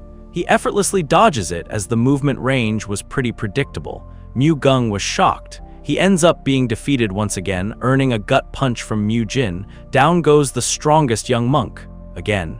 Meanwhile, Mu Kaiung, face bloody, knuckles red, finally exacts revenge. He looks less like a bullied kid and more like a horror movie extra crawling out of a massacre. That's when it clicks. After finally seeing Mu Kaiung in such a disheveled state, Mu Jin remembers how he has heard his name somewhere a lot of times. He was the one who made a complete mess of his opponent's face, the one who stained both his hands red with blood and whose eyes were full of madness and blood that stained his face as well. Shivers crawl down Mu Jin's spine. He had just taught this kid to stand up for himself. Congratulations, trainer, you might have just unleashed a future psychopath with a blood fetish. It is a character in the Return of the Demon Supreme, the most insane character of all, a villain character who loves blood more than anyone else, Mu Kaiung, the Blood Monk. Mu Jin had forgotten all about the novel he loved as a child as time passed by. But there was an illustration of a memorable character that was hidden away in a corner of his memory. This character would always say that all humans are evil and that he would use blood to wash away the cycle of sins from them. He was truly a lunatic, the Blood Monk. Mu Jin's mouth fell open in utter astonishment at the scene that he was witnessing. Right now had reminded him of the madness and horror of the Mu Kaiung that he had only read about in the novel. All he could wonder was what he had awakened. He quickly snaps out of it, knowing what's more important is to stop Mu Kaiung before he ends up killing Mu T. He and Mu Yul drag Mu Kaiung away from Mu T. Mu Kaiung eventually calms down a bit, while Mu Jin still wonders how he became so strong. He then sees Mu Kaiung completely break down, making him guess he's still not the Blood Monk yet. If Mu Jin's memory serves him right, the Blood Monk only ever appeared as a crazy person in the novel. It did not mention how he became the Blood Monk. Did he cross the line he was not meant to after enduring such absurd situations where he was constantly bullied? He gets cut off from his thoughts as an extremely furious-looking Bayab gang approaches them. Mu Jin thinks of how they are in deep shit now. No shit, Sherlock. Bayab gang demands that they better give him a good explanation for what has happened here. Mu Jin requests him to take a look at Mu Kaiung's body. Bayab gang's eyes widen and his fury dissipates as he sees the boy's body covered with endless wounds. He was shocked to his core and froze in his tracks as he asked to tell him exactly what happened. Mu Jin, in a serious tone, explains that these injuries were inflicted by fellow monks who bullied Mu Kaiung for 2 months. Apparently, they had called him out to beat him up again today, so he decided to help the boy. The rage that had dissipated initially now returned back to Bayob Gang as he faces the bullies, asking if it is the truth. He immediately starts investigating and asks the underlings if this is the truth. Soon, more instructors began to approach after hearing the commotion. They were all too shocked to say a word. Bayob Gang then turns to Mu Kyung and asks for his side of the story. Mu Jin supports him, telling him not to worry and to tell exactly what happened. Eventually, Mu Kyung breaks down in more tears, admitting that what Mu Jin said was the truth. Uncontrollable tears streamed down his cheeks as he slowly told them about what he experienced for the past 2 months. Because he was very emotional, he was unable to tell them the details articulately. However, he was able to get the main point over to Bayob Gang. Mu Jin addresses Bayob Gang, reminding the man of how he set the Shaolin Temple and how they will never abandon their own disciples, regardless of the situation. He says he thought Mu Kyung needed to be protected since he is also a disciple of the Shaolin Temple. Bayob Gang points out that the other children are also the disciples of Shaolin. Mu Jin's demeanor instantly shifts, and he coldly questions the people who threaten the lives of her father and son are disciples of the Shaolin Temple. He clearly questions if that is really what the Shaolin Temple stands for. They get interjected as Arhat Hall's leader, Hyun Sung, approaches the commotion. He agrees with Mu Jin but says it is true only if he is telling the truth. He suggests an immediate investigation, saying that those children will cease to be disciples of the Shaolin Temple if what he said is true. He continues saying that even if they cease to become disciples of the Shaolin Temple, what has happened over here will not be overlooked either. He asserts that the Shaolin martial arts are meant to subdue our opponents, and they are far too brutal considering they are just children. Mu Kyung panics and tries to apologize but gets interrupted by Mu Jin. Mu Jin shields Mu Kyung, taking responsibility for the damage, saying he was angry with those people who bullied the boy. He says he was not able to control his emotions and all the deeds were done by him. Because he knows the truth, if Shaolin betrays Mu Kyung, that's the final push down the path to blood-soaked madness. Better to make himself the villain today than let a blood monk rise tomorrow. He thinks if he tries to protect the boy so that he will not become the blood monk, then won't Mu Kyung become the best comrade he could want. Mu Jin is led through the forest to the temple's meditation place like a prisoner of war. Bayob Gang explains to him that he is to stay here and talk to no one while looking at the wall and meditating repeatedly. They finally reach a cave, and Bayob Gang reveals he is to receive his punishment here. The cave looked depressing enough to be a Pinterest board titled Minimalist Dungeon Core. Mu Jin was instructed not to look out of the cave, even when he is sleeping or eating. He will be given water and rice balls from time to time like a forgotten middle child. Mu Jin made his way into the cave and his punishment began. Mu Jin sighed as he took his place. He was hoping it would not be the case, but this story reflects a world that features every novel by the same author, Ga Kyung. He possessed a character in the Shaolin Chronicles, but a character from the Return of the Demon Supreme appeared before him. It is no wonder that he was so shocked. He knew that Return of the Demon Supreme and the Unorthodox Tyrant Chronicles shared the same world. On second thought, he thinks that it is just the world that is the same. He thinks both protagonists are in the same time period as well. They are active in different years, so it is unlikely that they will run into each other. And in the second half of the Return of the Demon Supreme, the protagonist of the Shaolin Chronicles, the Divine Monk, would appear. That means all the novels are in a similar time. Mu Jin concludes that his actions might influence events that take place in the other novels as well. This makes him more anxious than usual, as he wonders about the occurrence of his unnecessary interference, causing a butterfly effect and getting in the way of the other novel's protagonist's growth. Imagine ruining the story because you couldn't mind your business. Peak main character complex. Mu Jin knows that if he wants to become stronger from now on, he will need to find the right places and connections. But other than the ones that will affect the protagonist's growth, he cannot remember anything else. These novels are ones that he read more than 10 years ago. He only remembers the overarching story, while his memories of the exact details are vague. If he steals those opportunities from the protagonists, the story development gets screwed up. And so, he will not know how Shaolin Chronicles will turn out. As for the Blood Monk storyline, it was already cooked. Mu Jin already took in Mu Kyung, who was supposed to become the Blood Monk. Now he knows he needs to make sure that works out somehow.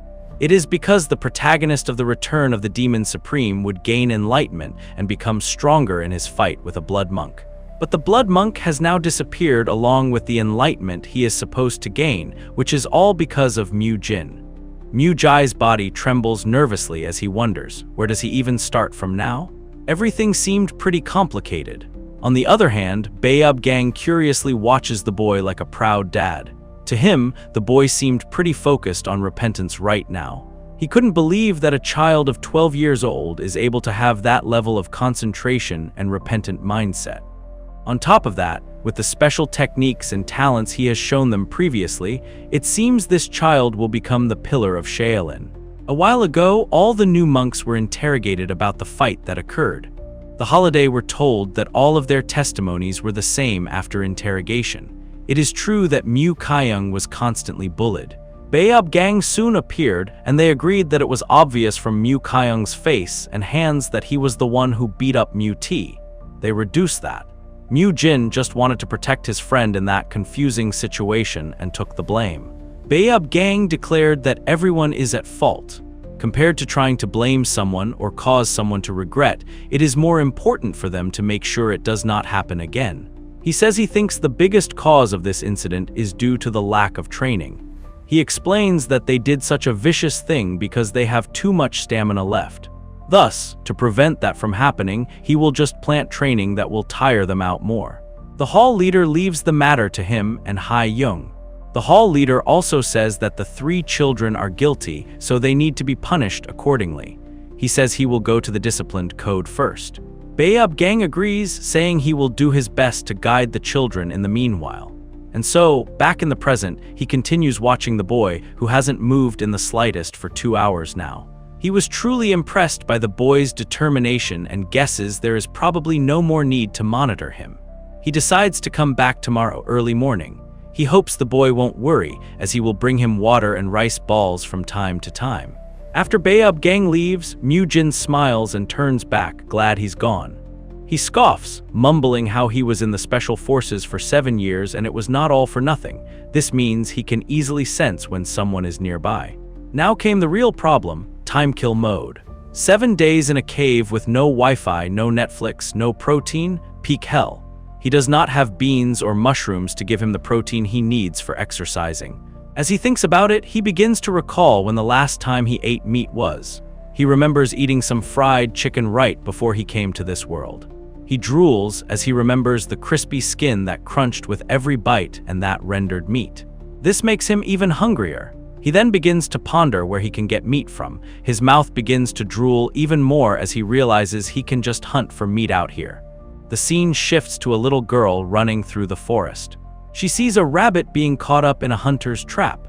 Out came Mu Jin, obsessing over protein. She quietly watched the scene unfold from the bushes.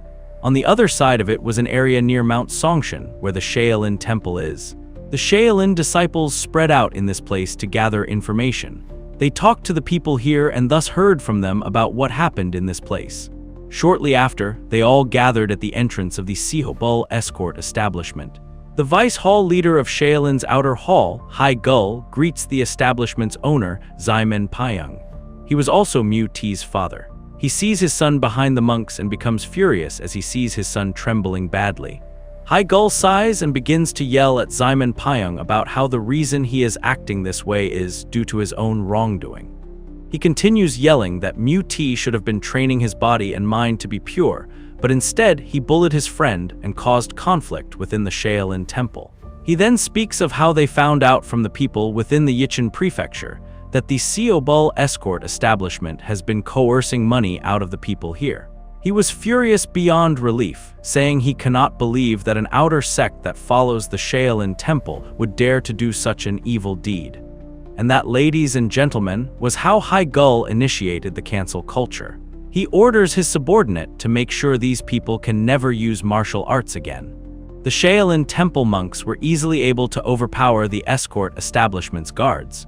Hai Gul then instructed them to take everything from the establishment that has been taken unfairly from the common people and returned it. Hai Gul then looks for Mu Kyung's father, Bang Jin. He instantly bows in apology, revealing it was his son that was bullied, and promises to take full responsibility for it. Hai Gul and the other Shaolin disciples helped Bang Jin to transfer to work under other escort establishments affiliated with the Shaolin Temple as a porter, a place that was stable and righteous, unlike this Seobul escort establishment. In the meanwhile, Mu Jin comes across a sloppy trap in the mountain area. He becomes curious seeing it. The drop was totally trashed compared to what he made yesterday for the rabbit. He becomes alert, wondering who tried to copy his trap after seeing it. More importantly, there is someone else on this mountain other than him. He then suddenly hears a rustle in the bushes and looks sideways to see a girl.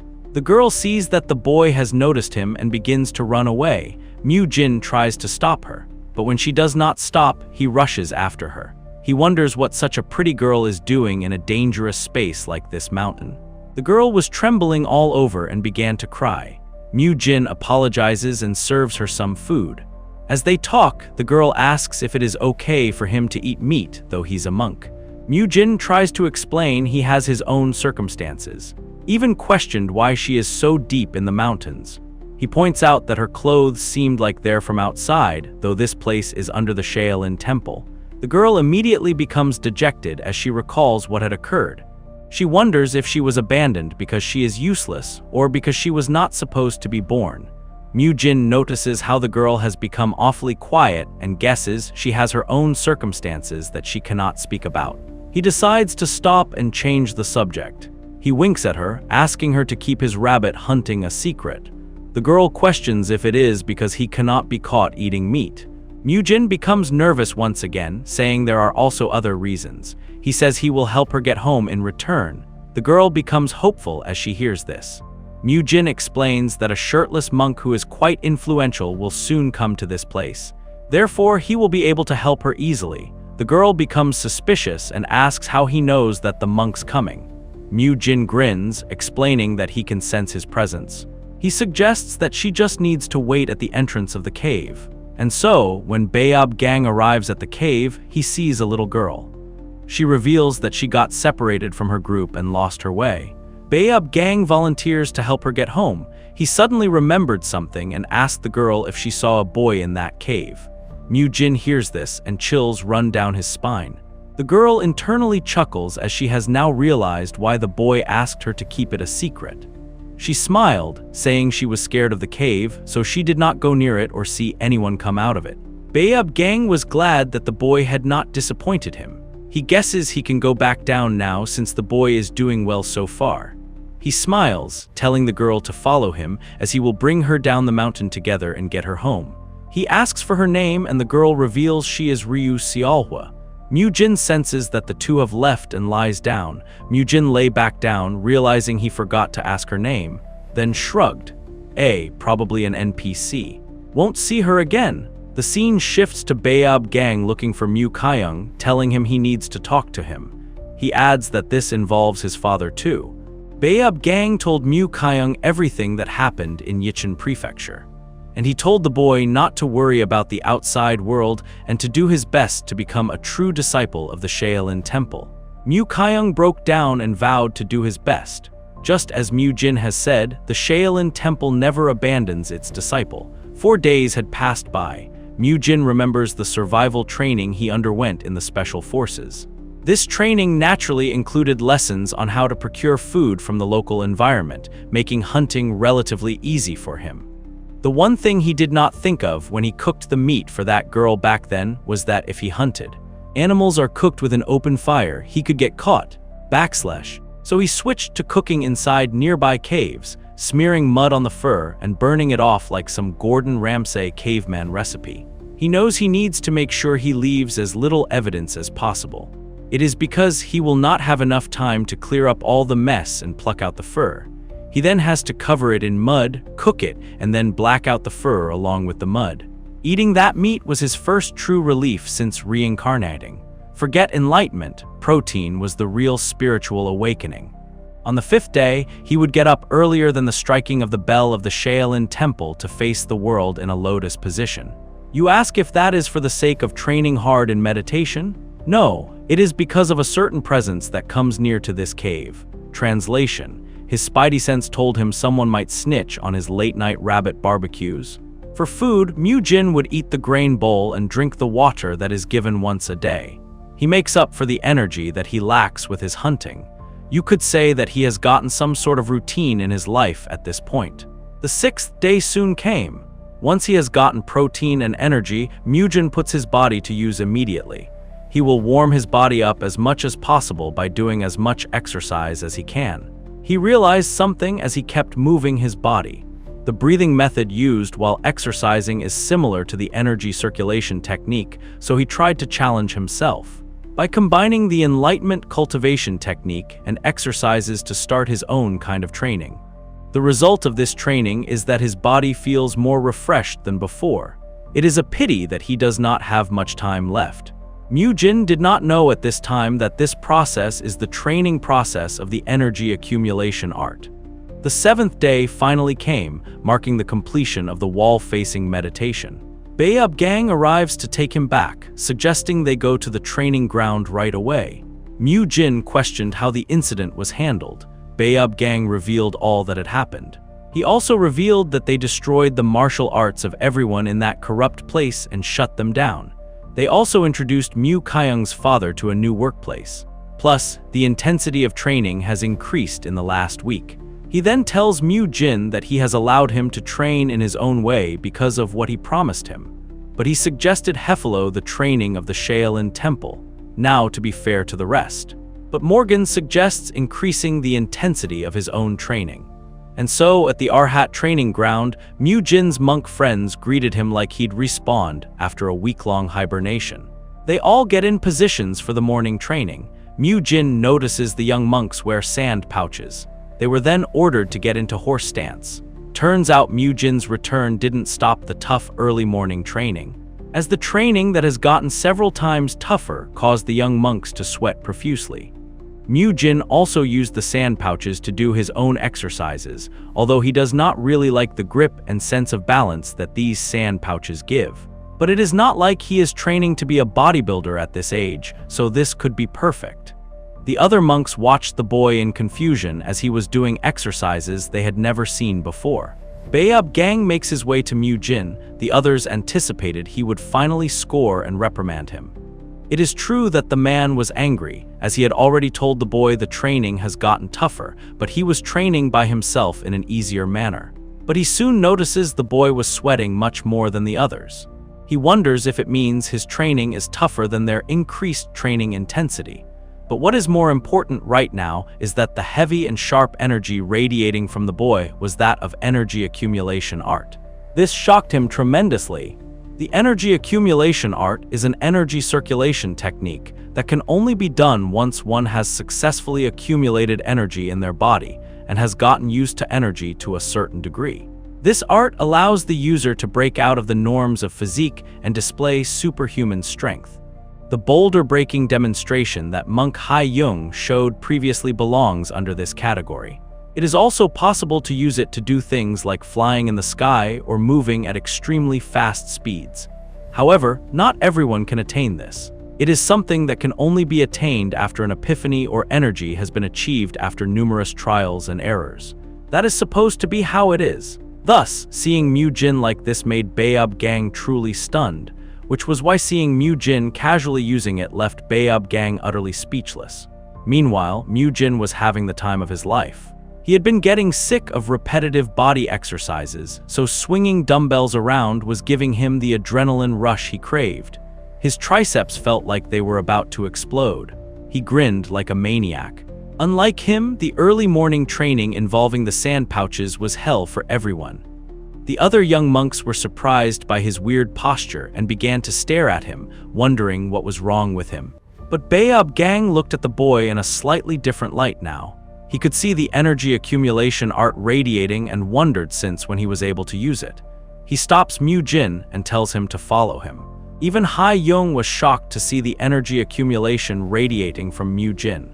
Mu-jin guesses it is probably the result of the wall meditation training. But if he tells them that, then he's basically admitting to them that he was doing other stuff and not his punishment, and that gave. He then says he was just trying things out. He began to spew tons of lies, saying his family places a lot of emphasis on breathing techniques, and it seems he got excited today after not exercising for a while. He says his family's breathing techniques are similar to the energy circulation techniques here, so he tried to apply the same principles. Hearing this, Ha-young and Baeob Gang were both astonished. They exchanged meaningful glances. They both know that the energy accumulation arc should only be possible after the basic enlightenment cultivation technique has been mastered. Although the enlightenment cultivation technique is a basic cultivation technique, it would still take a few years to master it. There are only very few among those who mastered it and are able to use the energy accumulation art. That is why, once the foundation is laid with the enlightenment cultivation technique, disciples move on to the next level of cultivation. At that stage, it is far more effective to spend 2 hours circulating energy with the higher level technique than to continue building energy through the energy accumulation art after mastering the enlightenment method. But what if someone, like Mu Jin, manages to grasp the energy accumulation art only a few days after learning the enlightenment technique? In that case, they can accumulate energy far more quickly than their peers. If they also begin training in the next level cultivation techniques, their progress multiplies severalfold. Thus, seeing that Mu Jin could already use the energy accumulation art at such a young age, the instructors were both delighted and astonished. They asked the boy if he could truly perform this regularly. Mu Jin, putting on his most innocent expression, claimed he could only manage it when using his family's exercise methods. With that excuse, he left to continue training. On his return, he was surprised to find Mu Kyung teaching the other young monks the stretching exercises he had shown him earlier. Mu Jin was amazed at how quickly the boy had learned and that he was already passing it on to others. Since Mu Kyung was never mentioned in the novel, Mu Jin hadn't thought much about him before. But then he noticed that Mu Gung wasn't participating. Turns out the boy's body was far too stiff to keep up. Mu Jin sighed and told him, "That's literally why we do stretching." He then introduced them to muscle-lengthening exercises, groaning in pain right alongside them. To his horror, even the idiot Mu Yul showed terrifying flexibility. Mu Gung looked on in silent determination, swearing to himself that he'd remain the strongest no matter what. Mu Jin just thought, if stubbornness were a martial art, he'd be a grandmaster. Thanks to the addition of sand pouches and to the dawn training, it became an enjoyable time doing various free weight exercises. Mu Jin was able to practice energy accumulation training in his free time. He accumulated more energy through breathing and was able to grow stronger. He would also do stretches with them in between training. The instructors also came to notice how the boys' folders have gotten wider. 10 days passed by and the change occurred for the training sessions. The instructors demonstrated the inner energy cultivation method to the new monks. Ha-young explains that the first move is the core punch.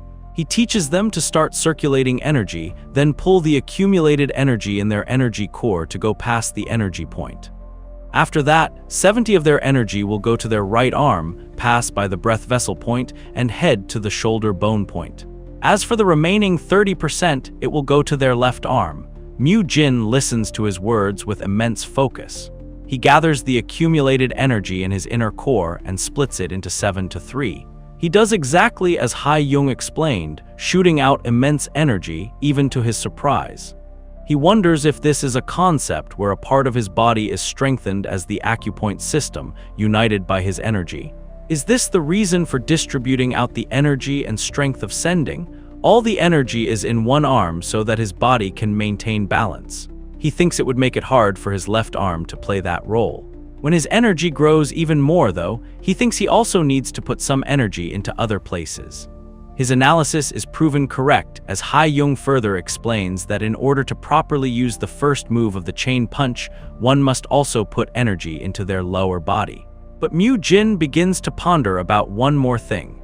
Since he needs to send energy into his legs and not just his arms, he must be able to control his body as a whole. He groans, thinking this is way more complicated than he thought. If he wants to be able to execute such complicated steps in a real fight, he wonders how much more training he will need.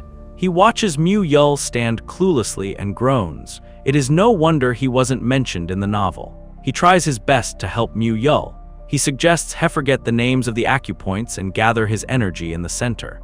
With some time and effort, Mu Yul was able to understand what to do. Mujin tries his best to help him, but his patience is running out as he realizes the boy has the brains of a goldfish. And so that was how he started to learn how to use the chain punch. Hai Yung and the second-class disciples would teach one new step each day. Since this is foundational martial arts, there are not a lot of moves, and they were able to teach everything within 10 days. After that, everyone was trained separately based on how fast their progress was. Now, in the present, 71 days have passed. Mu Jin, Mu Gung, Mu Kaiyung, and Mu Yul have all successfully learned the 10 moves of the chain punch. Baeob Gang notices how Mu Jin keeps increasing the number of sand pouches during dawn training. This makes him recall the boy's training methods when he first came here. Does this mean Mu Jin has been right all along? The Arhat leader notices Baeob Gang worries after training and questions what has happened. A while later, Baeob Gang approaches Mu Jin and says the hall leader is looking for him. Hearing this, Mu Jin's first thought wasn't pride, it was, crap. Did I accidentally commit a crime again? After all, why would the Arhat Hall leader suddenly look for him? The Arhat Hall leader continues pondering about Mu Jin. He already figured out that the boy was talented and a little eccentric, along with the unique training techniques. But he thought that was all. But it was surprising to see that Baeob Gang would pay so much attention to him. He thought it was best to meet Mu Jin in person and talk to him, but Mu Jin couldn't understand the hall leader's intentions. He had called him here and done nothing but look at him for the last few minutes. Mu Jin's nerves began to fray. Is he checking if I have lice? Why is he staring at my arms like I'm a cow at a meat market? Thus, he begins to flex his muscles. The hall leader takes note of this and asks, "What is he suddenly doing?" Mu Jin hesitatingly says he just wanted to stand in a different position. Yeah, let's not explain. I panicked and started posing like a cheap bodybuilder. The hall leader chuckles, saying it has been a while since he met him like this. Mu Jin questions if he has called him here because of that incident. The hall director denied it, saying he just wanted to confirm something with his own eyes, so he called him here. He says he now knows for sure. Mu Jin turns confused. Can you skip to the part where I either die or get promoted? The hall leader, Hyun Sung, says his body has grown much faster than any of his peers that have joined the Shaolin Temple. However, he says that is not the only reason he has called him here. He asks Mu Jin.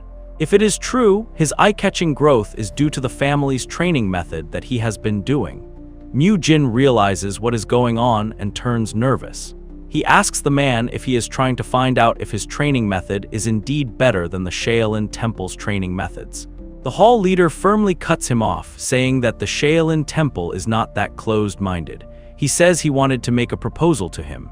Yeah, tell that to the instructor who nearly burst a vein when I suggested stretching wasn't a crime. The holiday explains that the reason the Shaolin Temple has been able to last for 1,000 years is because they have maintained the mindset to fix their shortcomings and take in what is good for them. There are times when they would be gentle and times when they would be tough. Mu Jin was unable to get what he was saying.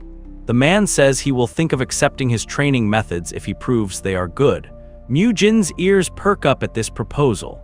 He could not believe that the Arhat Hall leader, Hyun Sung, just said this. Before being a martial artist, he was a monk who practiced asceticism to become Buddha. That is a huge decision to make to improve the Shaolin Temple further. To include Mu Jin's training would simply be a training that they're uncertain of.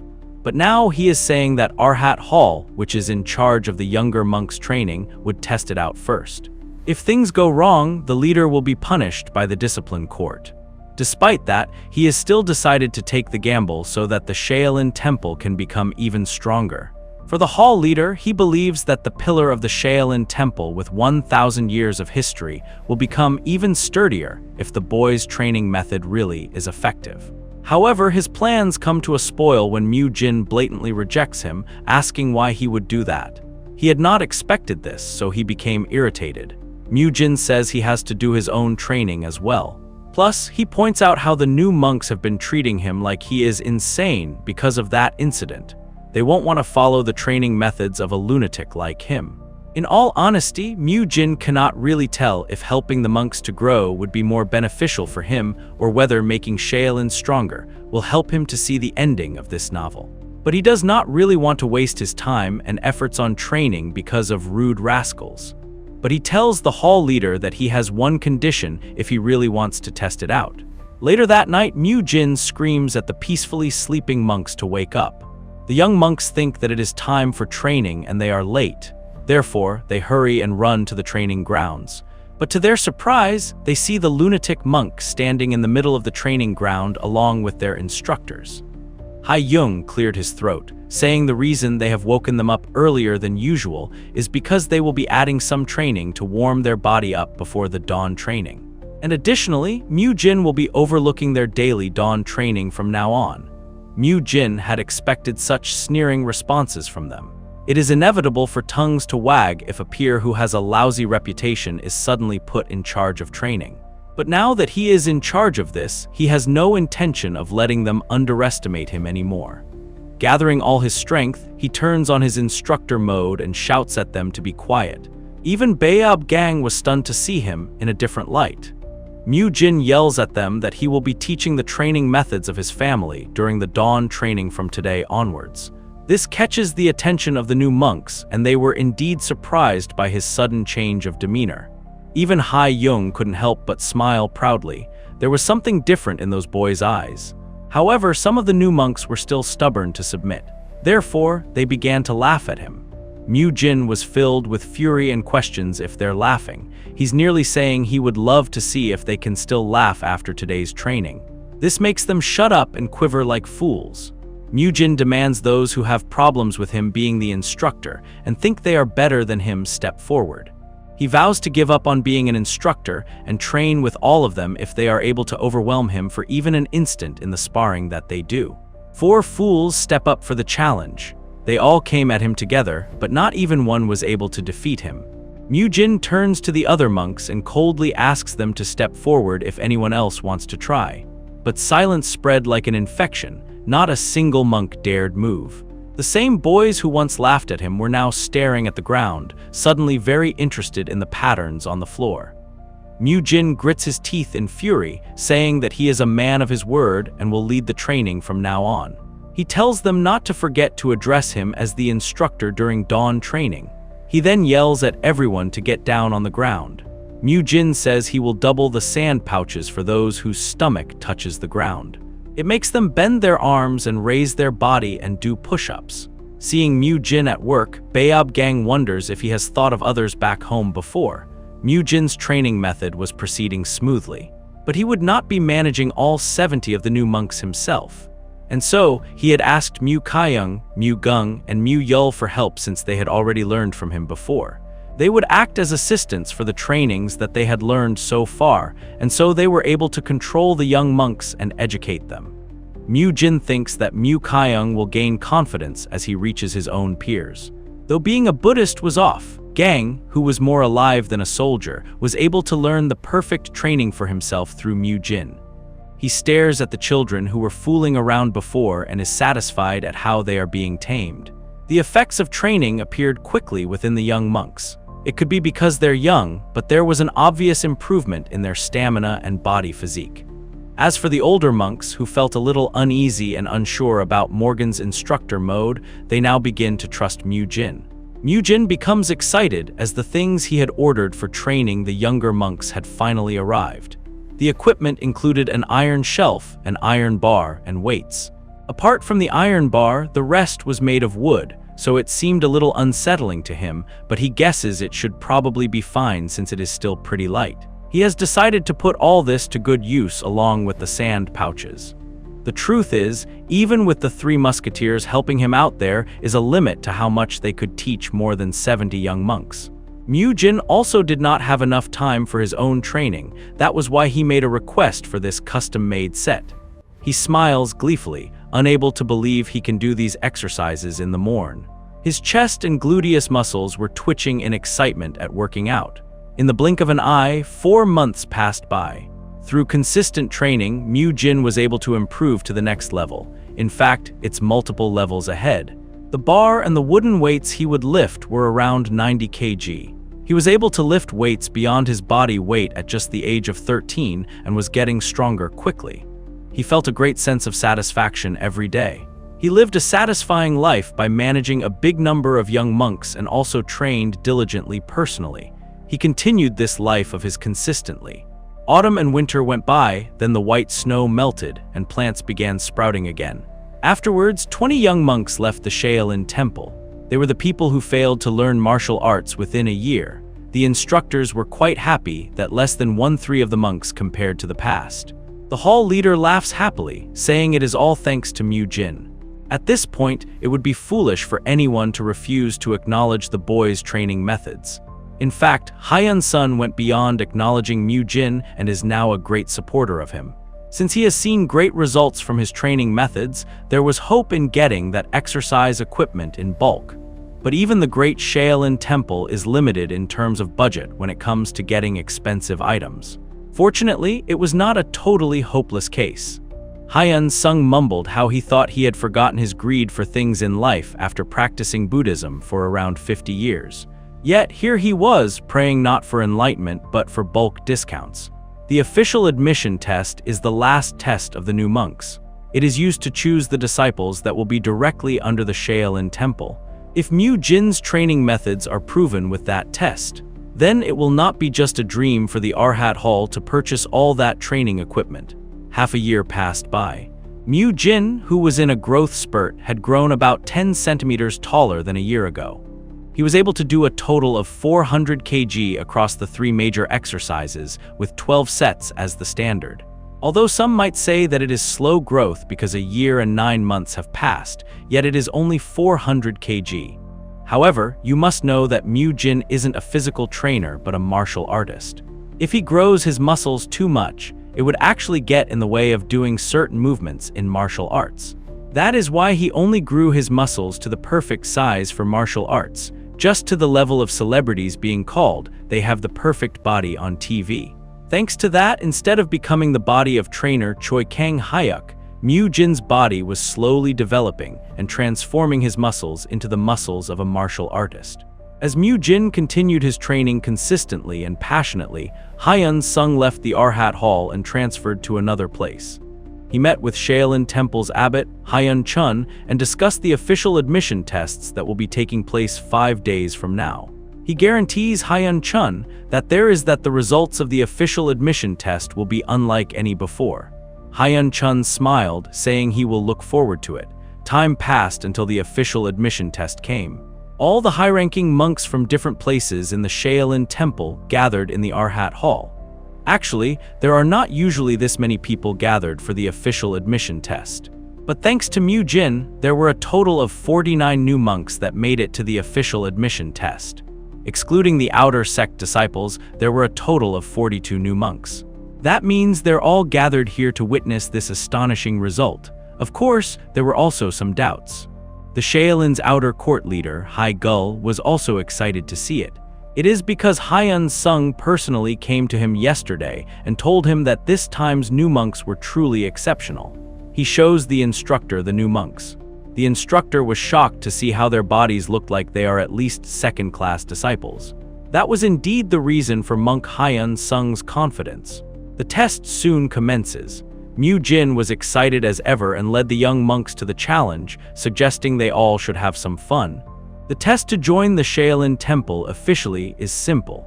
The one who is taking the test will fight a second-class disciple. The instructor candidates of each hall that help to oversee the test will choose who shall become a third-class disciple in their hall. The second-class disciple will not fight at their full strength so that the one attempting the test can display his skills. Hyun Chun chuckles as he witnesses the immense strength of the young monks, realizing finally why Hyun Sung was so hyped earlier. It was soon Mu Yul's turn. Mu Jin reminds him to have as much fun as he can. Mu Yul agrees and makes his way to the battleground. The second-class disciple was shocked to see the boy has already mastered the 10th and 13th techniques of the chain punch. With this, he got an idea of how much martial arts he has learned. To his utter shock, the new monk was moving so nimbly. Even the bystanders were shocked to see the young monk. Hai Gul observes how Mu Yul's movements were quite flexible. His instincts were close to an animal's, and his body was also moving like one. He smiles and tells Bayab Hyun to take a good look at the monk. He declares that this child will become their disciple. He is certain that the child will be able to perfectly master their shawl in 5 punches. The match finally ends. Mu Jin is aware that the crazy flexibility of Mu Yul is definitely his talent. He was thinking about how he could bring out its full potential. For Mu Yul, who could not do anything because he was confused by the acupoints and flow. He had only focused on practicing the steps of the martial arts and how they were linked to each other without understanding the flow.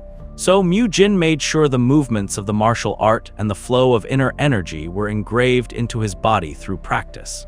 If Mu Yul cannot understand it, then he just needs to make it easy for him to memorize it with his body. Hyun Chun was shocked and turned to the hall leader, asking how on earth he trained them to be this good. He cracks a joke, asking if he gave them the lesser revitalization pill without him knowing or something. Hyun Sung laughs, saying it is still too early to be surprised. It was now Mu Gung's turn to take the test. Mu Gung was pretty anxious about it. The hall buzzed, half in awe, half in disbelief, at the sight of the boy's giant frame. The second-class disciple opposite him looked like a farmer facing down a rampaging ox. Mu Gung has been training for 2 years for this moment, enduring all those harsh training sessions, and so he was determined not to lose. So when the test commences, he charges at the second-last disciple like a raging beast. Mu Jin is aware that in return for having a lot of strength due to his large body, his body is not very flexible. That is why he came up with the training schedule that focused on achieving a certain level of flexibility before training the boy's strength.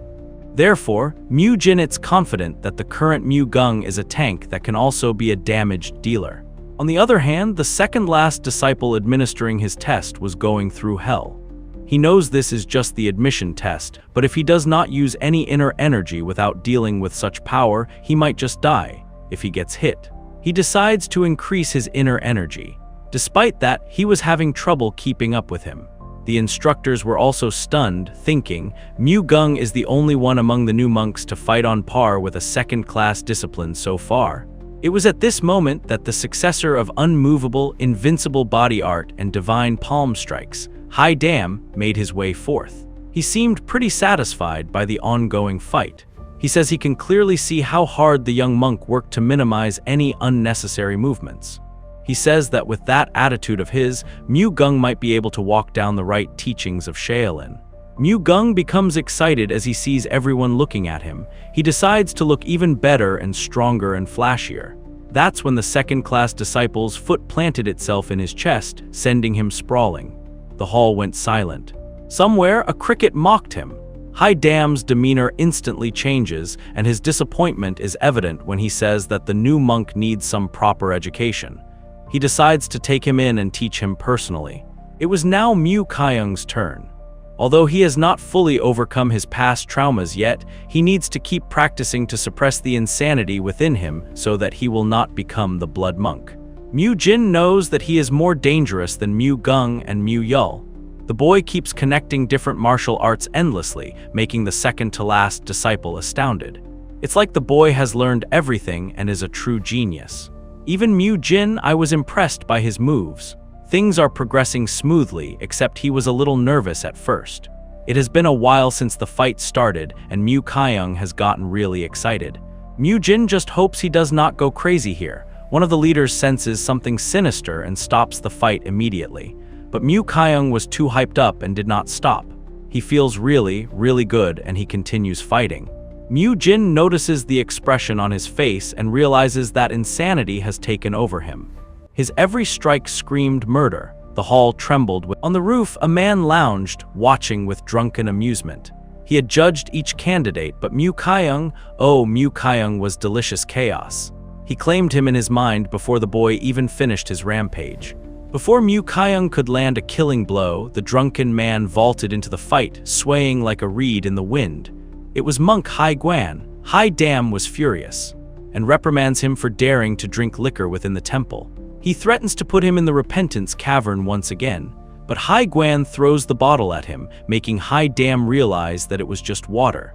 Hai Guan ignores him and addresses everyone present observing the test. He apologizes for interrupting abruptly, but declares his intentions to take this child under him. The other instructors did not dare to interject. They all were in agreement that Mu Kyung indeed has exceptional abilities. But based on the insanity he has shown, think that monk Hai Guan is the best person to deal with him. Hai Guan is also the leader of the demon extermination squad. They are the only ones within the Shaolin Temple that are excluded from the law of no killing and thus walked the path of the Asuras. It is a place where people gather to feel terrible and evil beings that are impossible to guide in order to protect the world. Hyung Chun also believes that this might be better for everyone. If that child learns under the monk who fights against demons, then he might be able to help control that insanity within Mu Kyung. Mu Kyung finally returns to reality and realizes what he did. He screams in shock, making Hai Guan laugh out loud. He continues laughing, remarking that it looks like he has taken in someone who is even crazier than he is. After announcing he'd taken Mu Kyung as he laughed boisterously, he jumped over the wall as if to say he wasn't interested in the rest of the test. Although there was some temporal confusion over what happened with Mu Kyung and Hai Guan, everyone soon gained back their composure and continued the admission test. That is, except for one person who is the second-class disciple that held the test throughout. He looked like a war veteran who had aged 10 years in a few hours. He had fought a slippery beast, a human mountain, and a psycho possessed by demons. What next? Next was Mu Jin. The second-class disciple stares at the boy, wondering if he is also the kind with the good physique and strength. He concludes that the boy does not look very special on the outside. Maybe this one won't try to kill me, he thought, foolishly. Hyun Sung points to Mujin and tells Hyun Chun that he is the strongest young monk around here. Hyun Chun questions why he is so confident in him. The call leader replies that Mu Jin is the one who will help Shaolin advance forward. Mu Jin has undergone some pretty brutal training for the past year. To Bayob Gang's surprise, he had even mastered the enlightenment cultivation technique. But he was looking forward to a way to accumulate energy even when he is breathing or sleeping.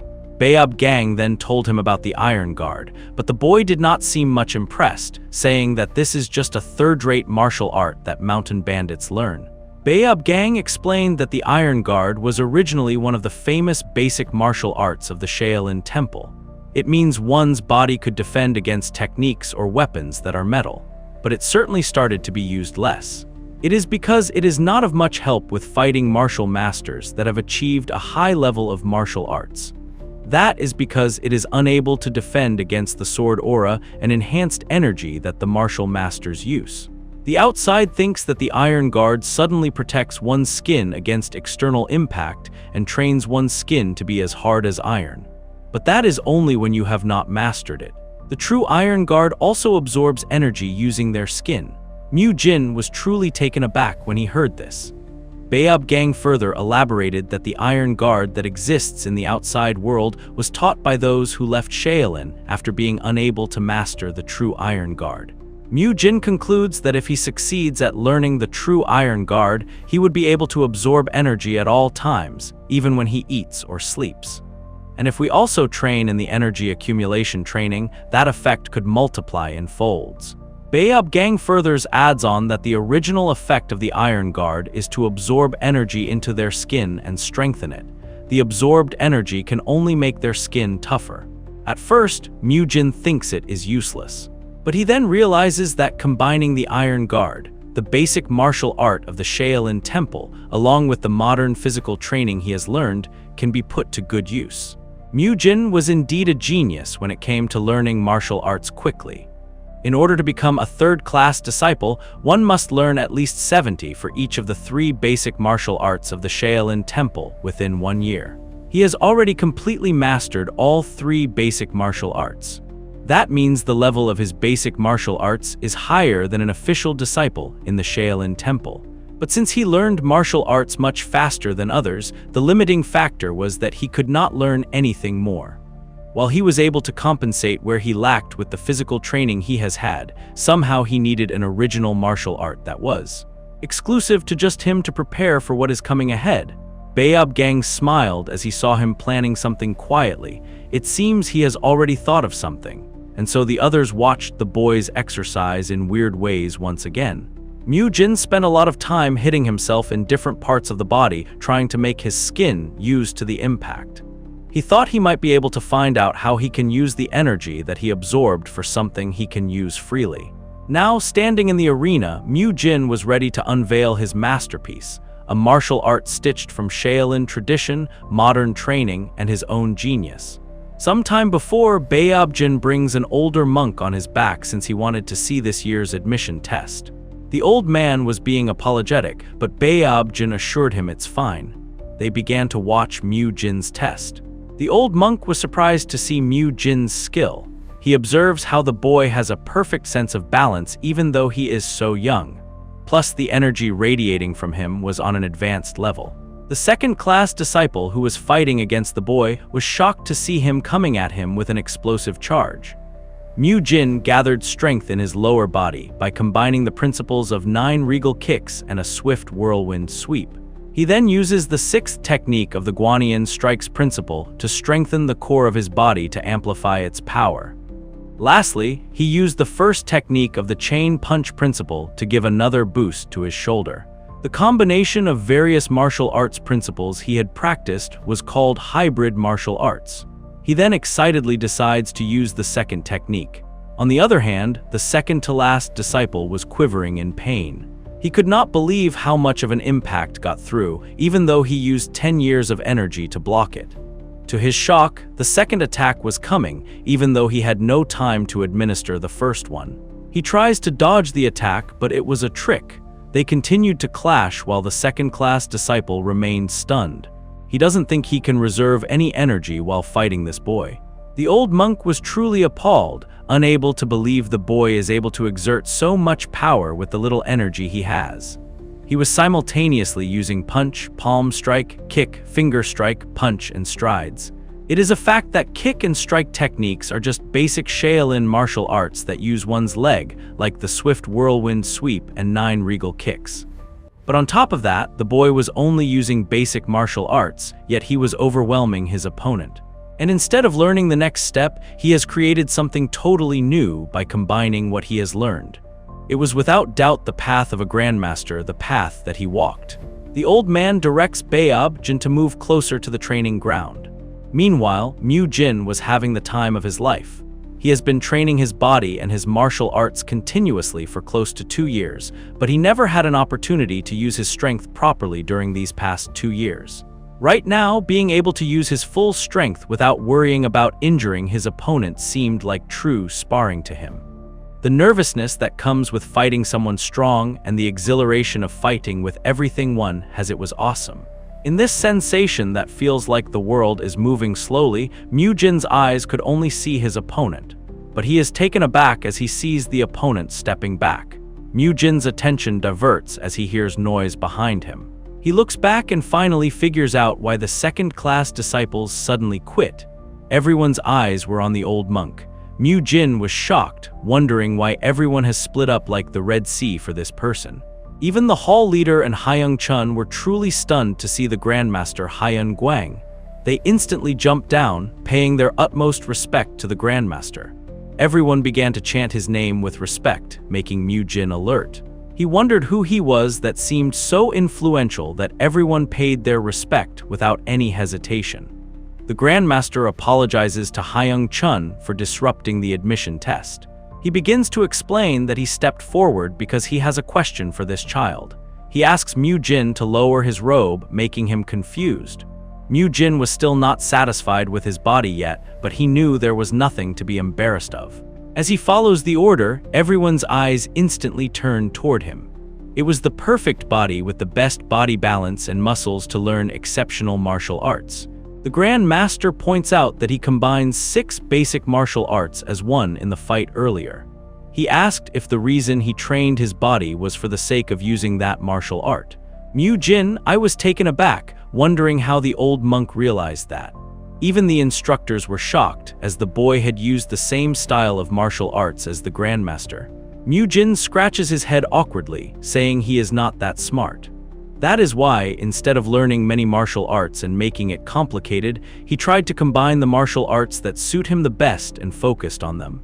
That is the solution that he came up with after thinking for a year. It is because he is not the original protagonist of the novel.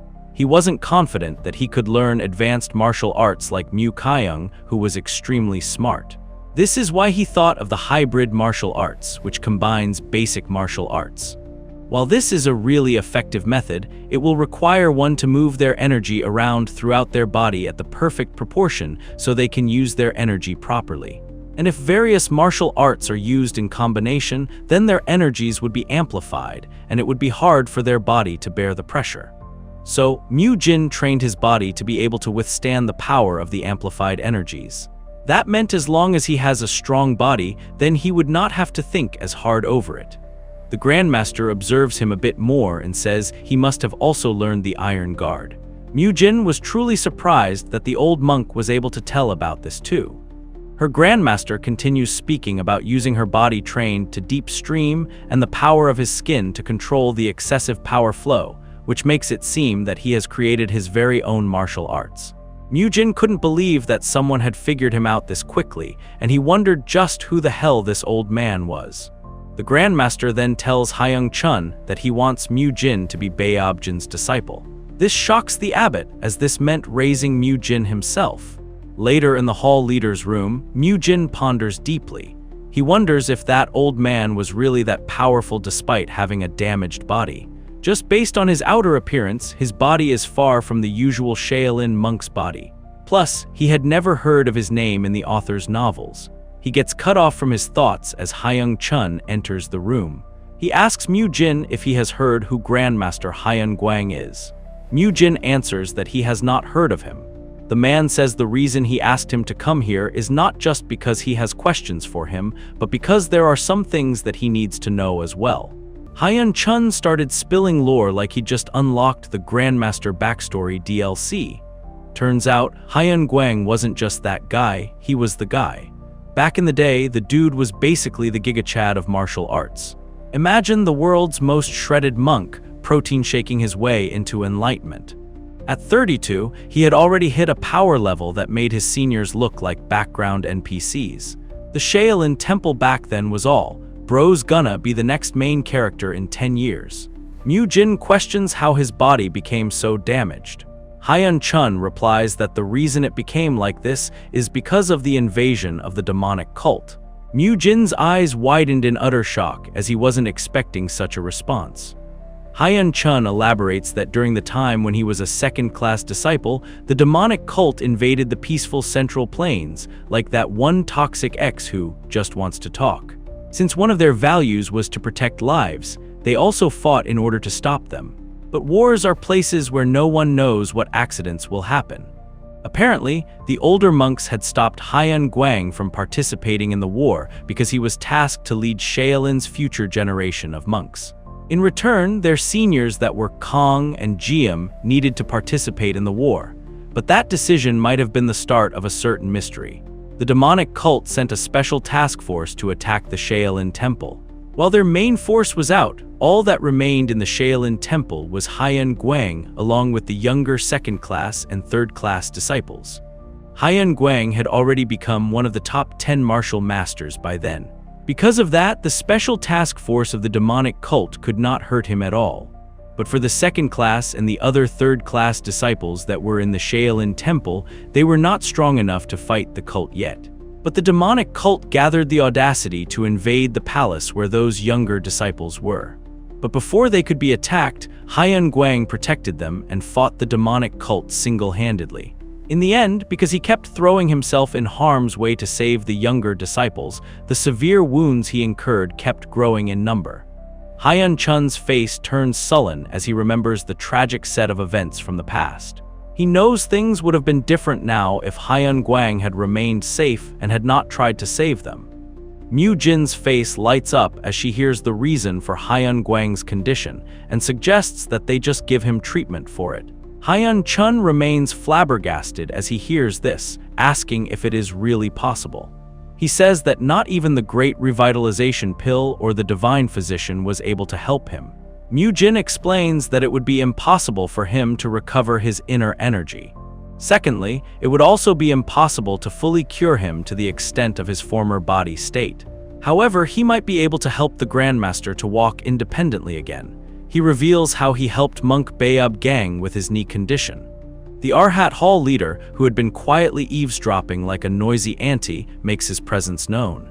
He then questions if Hyun Gwang can really get better.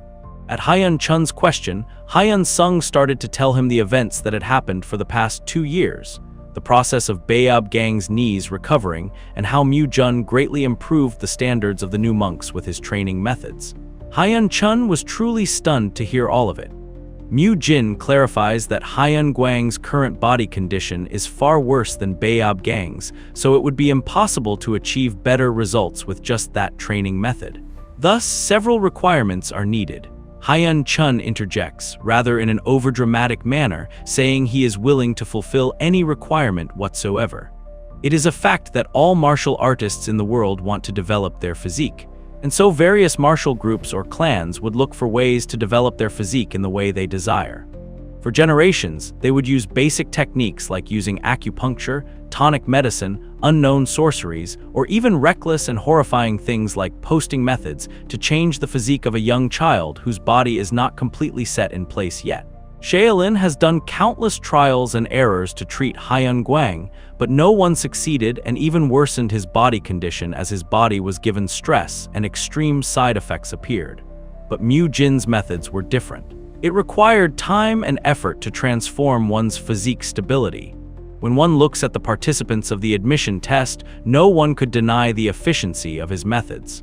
And since Hyun Chun has seen the results of it with his own eyes, he was sure that this child could really help the Grandmaster to recover. He was adamant about doing whatever he could and whatever Mu Jin asked. He would even gladly give up an arm, but what Mu Jin needed was quite different from what he was thinking. He questions the other 2 authorities if the Shaolin has martial arts that control lightning energy and extreme yang physique, taking them aback. A short while later, Hyun Chun summons disciple court leader Hyun Gong and Hai Dam, the successor of Invincible Body Art. He is the one who took Mu Gung in. As for the disciple court leader, Mu Jin recognizes him as the senior monk who helped train Baeob Gang. They were also determined to help Hyun Gwang no matter what. Mu Jin flexes his muscles and asks them to use the lightning divine palm strike and control it so that it's at its weakest while using it on his arm. The disciple court leader, Hyun Gong, finds his request crazy. He had thought the boy was going to ask him to do something like burning away the waste that was blocking the blood vessels.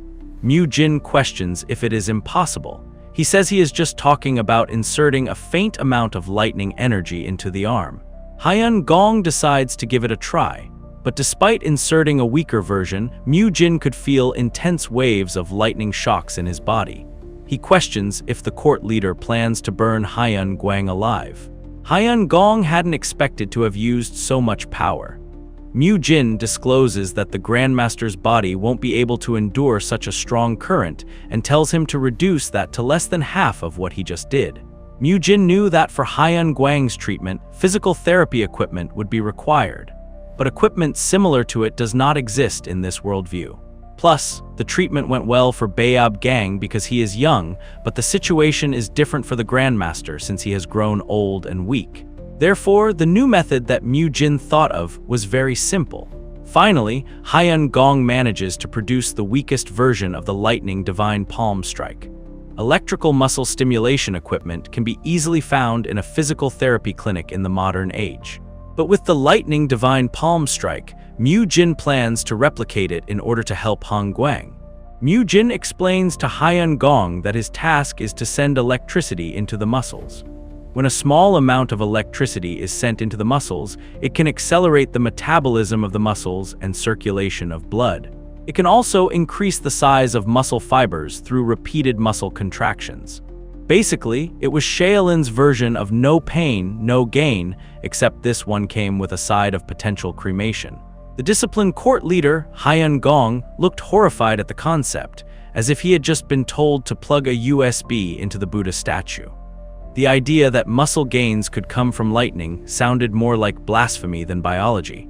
Still, the man was willing to give it a try, if only to see what kind of chaos would unfold. He asks how long it takes to see the effects of such a treatment. Mu Jin explained the concept with the seriousness of a doctor and the confidence of someone who once watched 3 YouTube tutorials at 3 a.m. He He estimated that the results might begin to show after a month, assuming no one got electrocuted to death in the process. Next, he turns to Hai Dam. He asks him to use the extreme yang energy on him. But as soon as he does, Mu Jin wails in pain from the hotness of the strike. He tells him that he cannot do it like that. Mu Jin tells him not to place his hand on him directly and make the strike far weaker. He just needs to use the extreme yang energy and place his palm near the target area, just like how the sun is in the sky. They were finally able to produce the perfect level of heat. It has been decided that the disciplined court leader will take on the role of electrical stimulation treatment, and Hai Dam will take on the role of devices known as shortwave diathermy for about 15 minutes. Mu Jin elaborates that just the effects of the heat from the heat energy touching the skin would relieve fatigue from the muscles and accelerate blood circulation. Plus, sunlight would also detoxify the muscles and joints on the skin. This is why if a hot light, which is similar to a sun, is focused onto the treatment area, it will help greatly. Hai Dam coldly warns that they should approach this with caution, as it is the Grandmaster they're dealing with. Mu Jin knew he was correct, but he is an expert on this and is trying to sincerely help them. In his previous life as a personal trainer, he had not only obtained the recognized physical therapist license in Korea, but also obtained the license for rehabilitation massage. He also researched various exercises like yoga or weight training and learned about nutrition eventually. The reason he studied so much was because he wanted to know the correct knowledge to properly treat his damaged body from the past. As a result of his hard work, not only was he able to properly rehabilitate his body, but it also helped strengthen his body greatly. He can still remember how he studied night classes in technical colleges for those licenses, personal training, food and nutrition, yoga, Pilates, rehabilitation techniques, and even expert knowledge on physical therapy.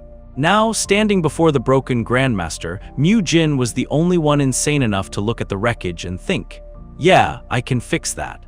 The others didn't know whether to admire his courage or plan his funeral. But they all understood one thing: nothing else had ever worked. Every treatment they'd tried had only made the Grandmaster's condition worse. So if this unhinged, lightning-obsessed child wanted to try something new, then so be it. And so they decide to follow his instructions for 1 month. But if there is no difference in 1 month's time, they will make sure he pays the price for ridiculing his elders. Despite the risk, Mu Jin agrees. He then grins, saying they will need to first increase the accuracy of the lightning, divine palm strike, and extreme yang energy then. Hai Dam could tell his knowledge is not unreliable, and he's starting to think that what he said might be the truth. 2 hours passed by, and they called it a night. After Mu Jin's departure, the three began to discuss the effectiveness of the technique. They talk about how they have never imagined using the lightning divine palm strike and the rulai strike in this manner. The martial arts that one uses would also influence their personalities.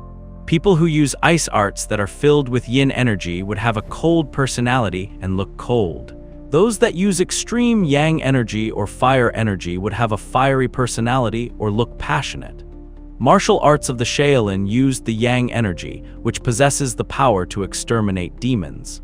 You can only be very skilled at using that energy if you are able to control fire and metal energy skillfully. But metal energy needs to be used to suppress the fire energy. To make things simple, one must have metal-like, solid patience to forcefully suppress the surging inner fire for harmony to take place. But the treatment method suggested by Mu Jin is for them to change martial arts that give their huge bursts of strong energy into continuous weak energy to bring about peace.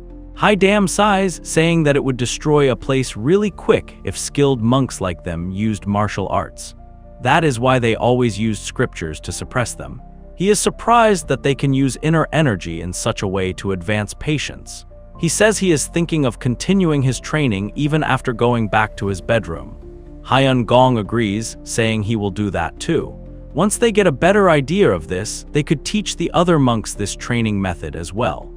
That was the first step to the electrical stimulating device and diathermy that would be made in the Shaolin Temple. The next day, the three, along with Mu Jin, gather outside Hyun Guang's Penta Pavilion.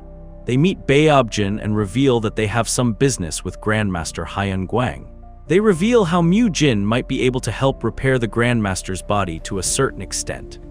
Hyun Chun told Hyun Gwang and Baeob Jin about what has happened in the Arhat Hall and the different things Mu Jin has done so far. After doing a closer assessment of Hyun Gwang's body, Mu Jin becomes nervous as this looks way worse. He wonders just how long people have carried him around for. His calves had almost no muscle, and the little muscle he does have is in really bad condition. He begins to touch his muscles and suggests the Grandmaster freely make noises if he feels pain. Mu Jin tries his best to control his frustration, but he could not stop wondering if this is the hobby of Shaolin monks to harm their own bodies. He wonders why they do not express their pain at all. After a while, he begins the treatment. He uses a warm and wet towel to warm up his body. He then applied acute pressure to release the pain in his body and begin the treatment. Mu Jin is aware that the start of the treatment would be stretching. Specifically, the Grandmaster's legs and ankles would be moved to slowly stretch his muscles that were contracted. Once his body was warmed up, further manual therapy would be used. The Grandmaster's body is so frail that it would break apart if the force were too strong by even a little. It is as if his body is pottery that is on the brink of shattering. Therefore, very meticulous control over strength is required for the treatment, and a large amount of mental fortitude would be consumed. But Mu Jin never showed any sign of having a hard time or being tired at all. He maintained full focus for 2 hours. Everyone that was there could not help but be surprised by the resolute look that the boy had.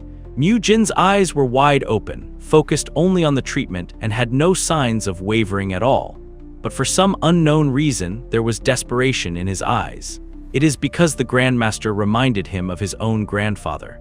Hyun Gwang takes note of the sullen expression on Mu Jin's face.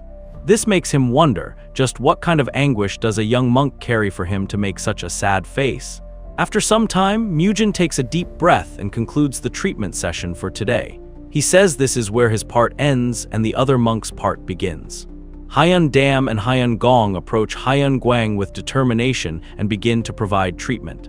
Things went accordingly as they practiced last night, so the death Hermie and electrical stimulation treatments were completed safely. As soon as the treatment ended, Mu Jin, who became Baeob Jin's disciple, moved his belongings from the Arhat Hall into Hyun Gwang's pavilion. Just when he thought he had successfully escaped from sweat-smelling bald monks, but he is now still sleeping with others in the same room. But he guesses it cannot be helped since he needs to look after the Grandmaster. But he still couldn't help but feel disappointed, as he had hoped to get a room to himself. He then begins to ponder how bad the Grandmaster's condition is. He couldn't believe the man had lived with the damaged body for such a long time. He smiles as it reminds him of the past of his grandfather, whom he misses very much. He remembers how he used to massage his grandfather when he was a small boy. He had a really close bond with his grandfather till the day he died. He cried a lot at his funeral, feeling that all he could do for him was support him, help him walk around, and give him lame massages. He felt deep regret for not doing more for him, making him feel powerless in that moment. So later, when it came time to choose a university, he apologetically told his grandmother he has got something else he wants to do. That is to join the Special Forces. He managed to pass the civil service examination and get a stable job. He promised to take care of his grandmother from then on. But he was so busy with his training that it became difficult to spend time with her. He was so indulged in the idea of protecting her that he couldn't really value the time they had together. And so, misfortunes had a way of appearing abruptly without warning. Despite her death, he was allowed only 3 days of leave. He was ordered to quickly return to the camp as soon as possible since he was given a top-secret mission. That was an eye-opener for him. He worked so hard this whole time, but the result of that was him losing every family member he had. He regrets not treating his grandparents better. He was so busy in his own thoughts while on the mission that he tripped and lost his balance, ending up falling off a cliff. In his subconscious, he meets his grandparents once again. With his body quivering, he questions his grandfather if he is feeling better, promising to give him a better massage than before.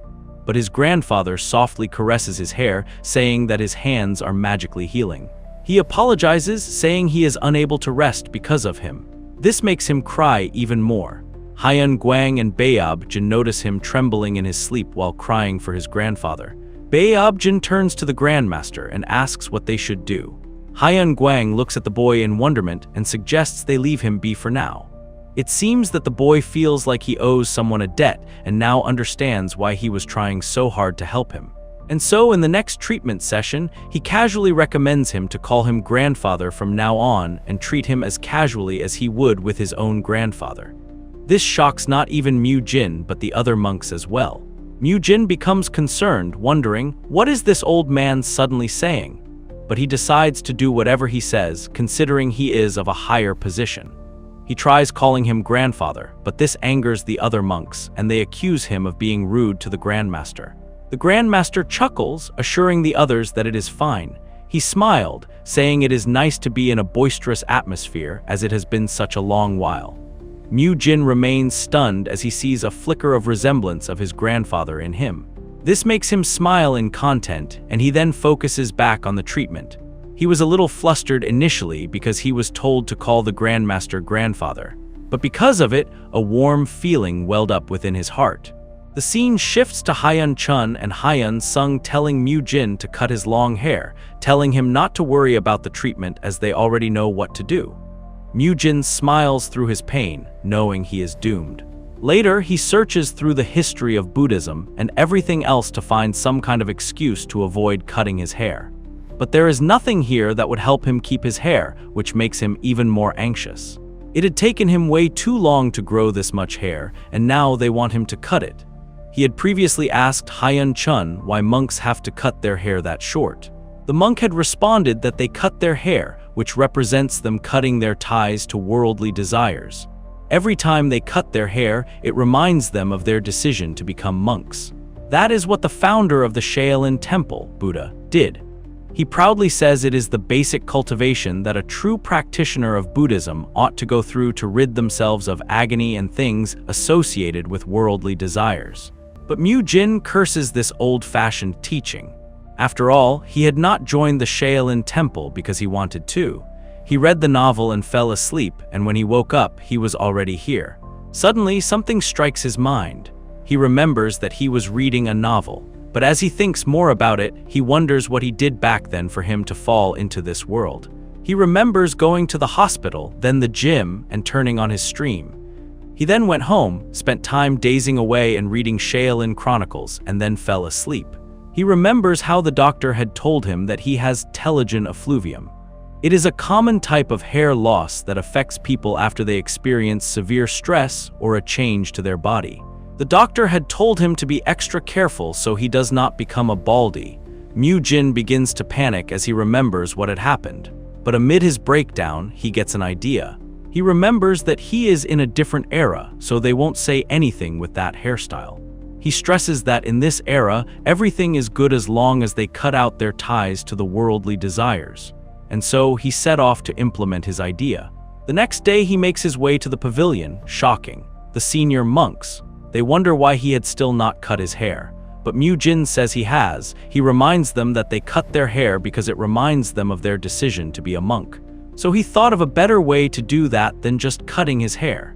He then reveals that he has engraved the swastika that represents Buddha in order to honor his will. He smiled, saying he came up with a great attitude. In reality, the people never came to know that this is a hipster thug hairstyle. Hyun Guang burst into laughter, saying it is an interesting idea. When Hyun Chun enters the room, he furiously questions his strange hairstyle. But he was not pleased. Like the Grandmaster, he asserts that their hair is known as the plant of agony and desires, which represents worldly desires.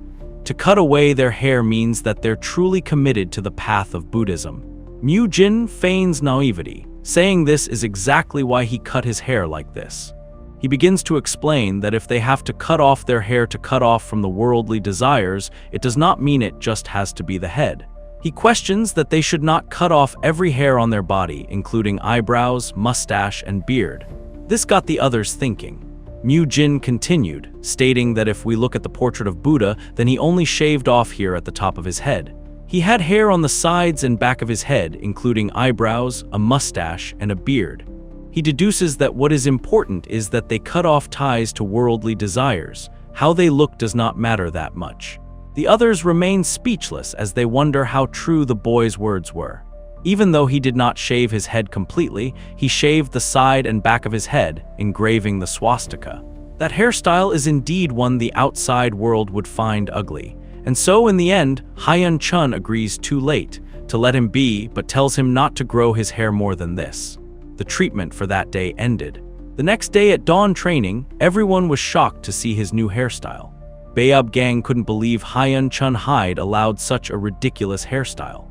As soon as he who is in charge of discipline accepted it, the other monks around started to get excited. While everyone has decided on the path of Buddhism, they are still young. Therefore, there are some that are going through the rebellious phase, which is simply wanting to get some attention. To those children, the hairstyle that Mu Jin has is full of individuality, and it was strange enough to start to inspire and influence them. Mu Gung was also interested in asking him how he got the permission to do so. Mu Jin thinks that even if he tells Mu Gung how he did it, he doubts he can pull the excuse off. It was just like he had expected. The monks that were in charge of Mu Gung were not so compliant, and his plan fell apart easily, like paper would. But that does not diminish the fact that Mu Jin's hair would still bring great influence to the Shaolin, but that would take place in the distant future. Mu Jin continued with the treatment. The Grandmaster's body condition was in very bad shape, and every single part of it needed treatment. But to do that at the same time for every part of his body, that would cause the treatment to backfire and put a burden on his body. Therefore, Mu Jin went around the treatment like he was doing an exercise routine. He would give each region of the Grandmaster's body some time to recover after receiving treatment. One of the days he would treat the Grandmaster's calves to his feet. Another day it would be from his knees to his thighs, then his pelvis went back, and eventually his shoulders and arms. These were all naturally done simultaneously with Hyun Gong and Hyun Dam, electrical stimulation, and diathermy treatments. But Mu Jin's original role was not as a doctor, but as a third-class disciple of the Shaolin Temple. The scene shifts to Mu Jin seeking permission from the Grandmaster to go out for training. After all, apart from the treatments, he still had to visit the Arhat Hall every day. It feels like parents sending their son off to school. At the Arhat Hall, Mu Jin is told by the elder that they got an extra budget. This means they can get more exercise equipment as the budget was approved by the administration hall. And so they have acknowledged Mu Jin's exercising methods. Therefore, all the physical training taking place in the hall will be replaced by his exercising methods. Mu Jin is ecstatic that his techniques are finally being acknowledged openly. But he questions if this would also mean that he has to teach everyone in the hall. The leader chuckles and shakes his head, saying they cannot waste so much of his time. He tells him that he just needs to teach the second-class disciples how to use the equipment. He then passes the boy paper, telling him to write down the additional equipment and the details of it on these papers. Mu Jin replies affirmatively. With new equipment, he should be able to do even more kinds of modern exercises. A surge of excitement fills him. He then questions the leader if it is all right to also write down additional equipment that will be used in other places that are not the Arhat Hall. The leader questions which place he is referring to. Mu Jin says he is thinking of ordering equipment for Grandmaster to use. The leader questions if it isn't too much for him to do heavy exercises. Mu Jin explains that the equipment will not be what they're using and it will be specific for therapy usage. The exclusive Grandmaster exercise that he thought of was Pilates. In the modern world, it is usually known as an exercise that women used to keep their bodies in shape. But Pilates was originally an exercise created for war prisoners that lacked exercise or for injured soldiers' rehabilitation. That means it would be perfect for the current Grandmaster. The leader gives it a thought and says that if it is for the Grandmaster's training, then the administration hall will not reject the budget. And so Mu Jin writes down Pilates equipment. But then he becomes confused, wondering if it can be made in this era. Mu Jin continued with the treatment. The Grandmaster's body condition was in very bad shape, and every single part of it needed treatment. But to do that at the same time for every part of his body, that would cause the treatment to backfire and put a burden on his body. Therefore, Mu Jin went around the treatment like he was doing an exercise routine. He would give each region of the Grandmaster's body some time to recover after receiving treatment. One of the days he would treat the Grandmaster's calves to his feet. Another day it would be from his knees to his thighs, then his pelvis went back, and eventually his shoulders and arms. These were all naturally done simultaneously with high-end gong and high-end dam, electrical stimulation, and diathermy treatments. But Mu Jin's original role was not as a doctor, but as a third-class disciple of the Shaolin Temple. The scene shifts to Mu Jin seeking permission from the Grandmaster to go out for training. After all, apart from the treatments, he still had to visit the Arhat Hall every day. It feels like parents sending their son off to school. At the Arhat Hall, Mu Jin is told by the elder that they got an extra budget. This means they can get more exercise equipment, as the budget was approved by the administration hall. And so they have acknowledged Mu Jin's exercising methods. Therefore, all the physical training taking place in the hall will be replaced by his exercising methods. Mu Jin is ecstatic that his techniques are finally being acknowledged openly. But he questions if this would also mean that he has to teach everyone in the hall. The leader chuckles and shakes his head, saying they cannot waste so much of his time. He tells him that he just needs to teach the second-class disciples how to use the equipment. He then passes the boy paper, telling him to write down the additional equipment and the details of it on these papers. Mu Jin replies affirmatively. With new equipment, he should be able to do even more kinds of modern exercises. A surge of excitement fills him. He then questions the leader if it is all right to also write down additional equipment that will be used in other places that are not the Arhat Hall. The leader questions which place he is referring to. Mu Jin says he is thinking of ordering equipment for Grandmaster to use. The leader questions if it isn't too much for him to do heavy exercises. Mu Jin explains that the equipment will not be what they're using and it will be specific for therapy usage. The exclusive Grandmaster exercise that he thought of was Pilates. In the modern world, it is usually known as an exercise that women used to keep their bodies in shape. But Pilates was originally an exercise created for war prisoners that lacked exercise or for injured soldiers' rehabilitation. He thought of was Pilates. In the modern world, it is usually known as an exercise that women used to keep their bodies in shape. But Pilates was originally an exercise created for war prisoners that lacked exercise or for injured soldiers' rehabilitation. He thought of was Pilates. In the modern world, it is usually known as an exercise that women used to keep their bodies in shape. But Pilates was originally an exercise created for war prisoners that lacked exercise or for injured soldiers' rehabilitation. He thought of was Pilates. In the modern world, it is usually known as an exercise that women used to keep their bodies in shape. But Pilates was originally an exercise created for war prisoners that lacked exercise or for injured soldiers' rehabilitation. He thought of was Pilates. In the modern world, it is usually known as an exercise that women used to keep their bodies in shape. But Pilates was originally an exercise created for war prisoners that lacked exercise or for injured soldiers' rehabilitation. He thought of was Pilates. In the modern world, it is usually known as an exercise that women used to keep their bodies in shape. But Pilates was originally an exercise created for war prisoners that lacked exercise or for injured soldiers' rehabilitation. He thought of was Pilates. In the modern world, it is usually known as an exercise that women used to keep their bodies in shape. But Pilates was originally an exercise created for war prisoners that lacked exercise or for injured soldiers' rehabilitation. He thought of was Pilates. In the modern world, it is usually known as an exercise that women used to keep their bodies in shape. But Pilates was originally an exercise created for war prisoners that lacked exercise or for injured soldiers' rehabilitation. He thought of was Pilates. In the modern world, it is usually known as an exercise that women used to keep their bodies in shape. But Pilates was originally an exercise created for war prisoners that lacked exercise or for injured soldiers' rehabilitation. He thought of was Pilates.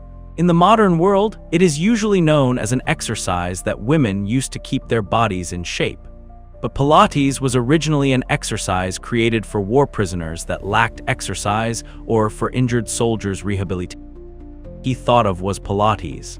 In the modern world, it is usually known as an exercise that women used to keep their bodies in shape. But Pilates was originally an exercise created for war prisoners that lacked exercise or for injured soldiers' rehabilitation. he thought of was Pilates. In the modern world, it is usually known as an exercise that women used to keep their bodies in shape. But Pilates was originally an exercise created for war prisoners that lacked exercise or for injured soldiers' rehabilitation. He thought of was Pilates. In the modern world, it is usually known as an exercise that women used to keep their bodies in shape. But Pilates was originally an exercise created for war prisoners that lacked exercise or for injured soldiers' rehabilitation. He thought of was Pilates. In the modern world, it is usually known as an exercise that women used to keep their bodies in shape. But Pilates was originally an exercise created for war prisoners that lacked exercise or for injured soldiers' rehabilitation. He thought of was Pilates. In the modern world, it is usually known as an exercise that women used to keep their bodies in shape. But Pilates was originally an exercise created for war prisoners that lacked exercise or for injured soldiers' rehabilitation. He thought of was Pilates. In the modern world, it is usually known as an exercise that women used to keep their bodies in shape. But Pilates was originally an exercise created for war prisoners that lacked exercise or for injured soldiers' rehabilitation. He thought of was Pilates. In the modern world, it is usually known as an exercise that women used to keep their bodies in shape. But Pilates was originally an exercise created for war prisoners that lacked exercise or for injured soldiers' rehabilitation. He thought of was Pilates.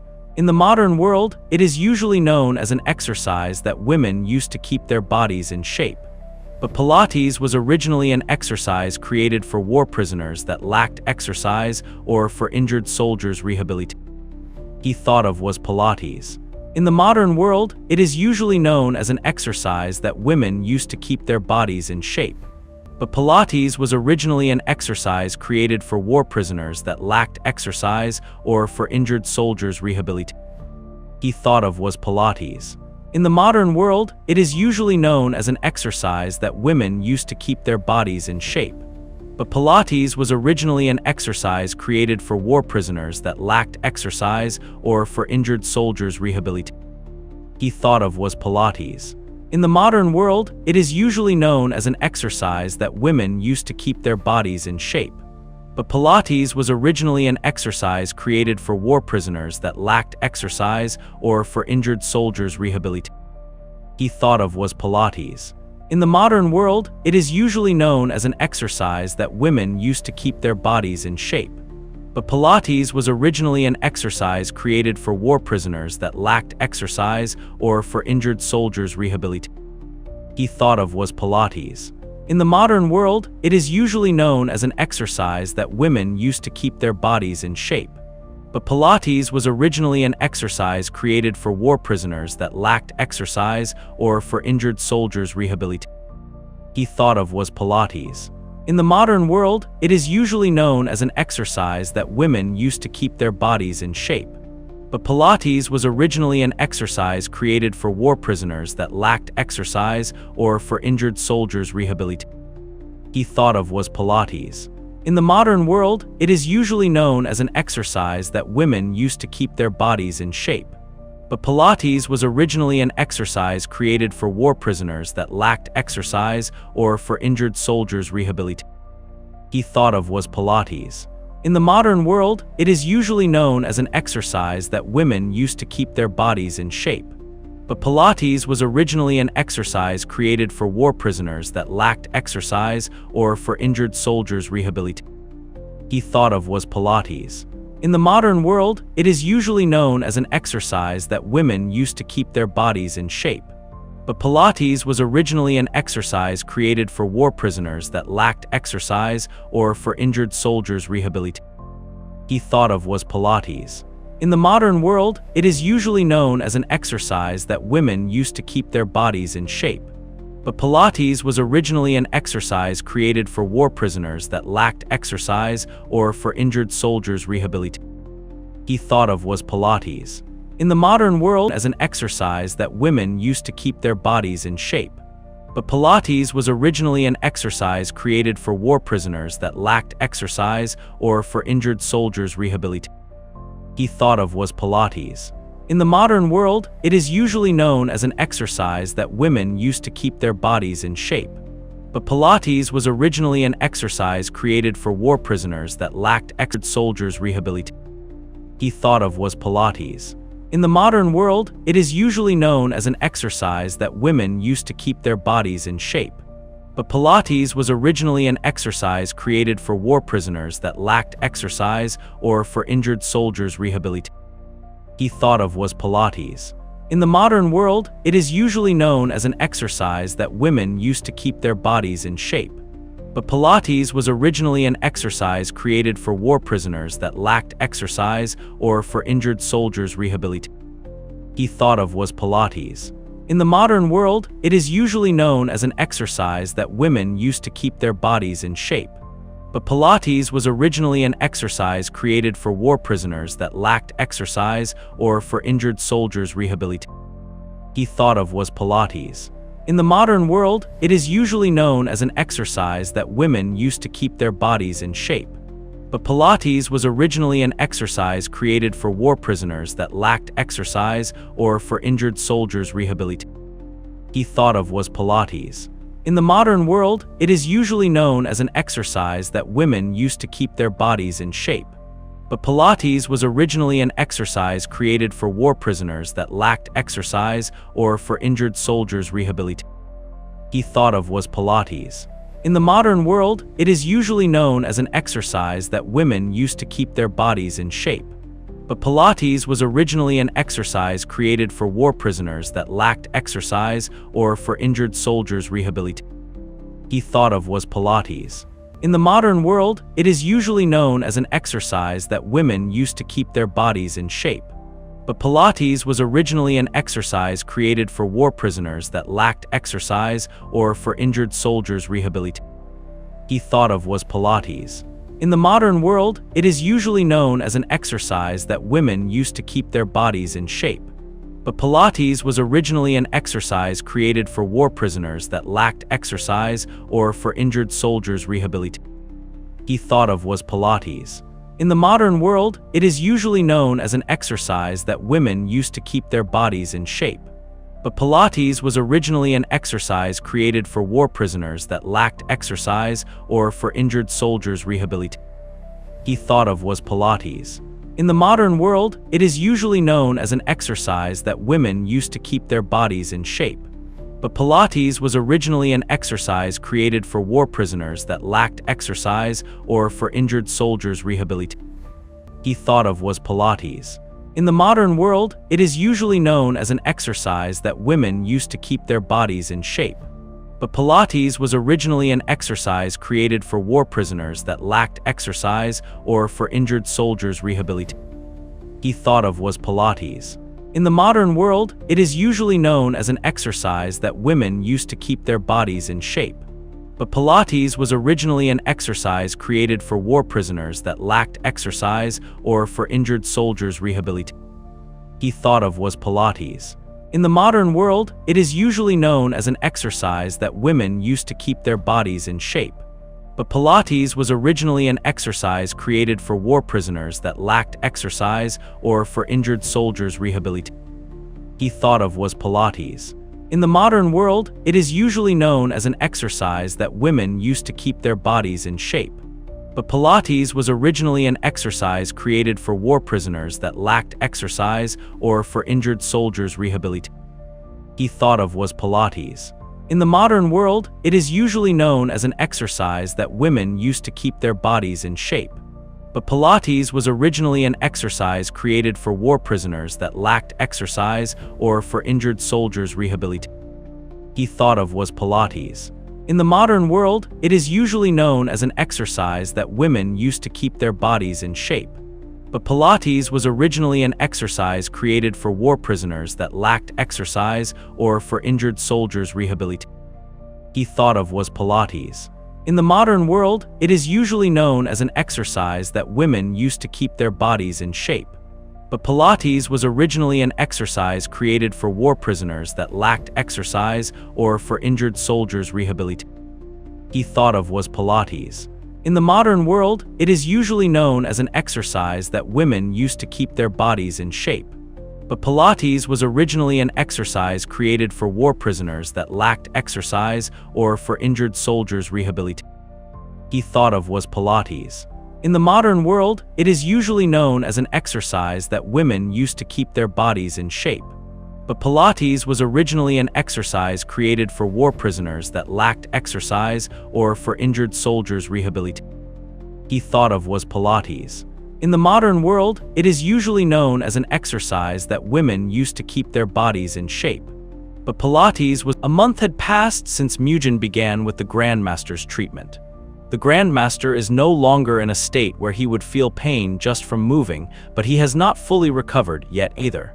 He is now contemplating using a method that might turn out to be problematic. But he knows it has to be done, as it is not the time to care about whether it is possible or not. This is the time when special measures are required. The scene transitions to Hyun Gong and Hyun Dam, talking about how the boy is really doing his best for the treatments.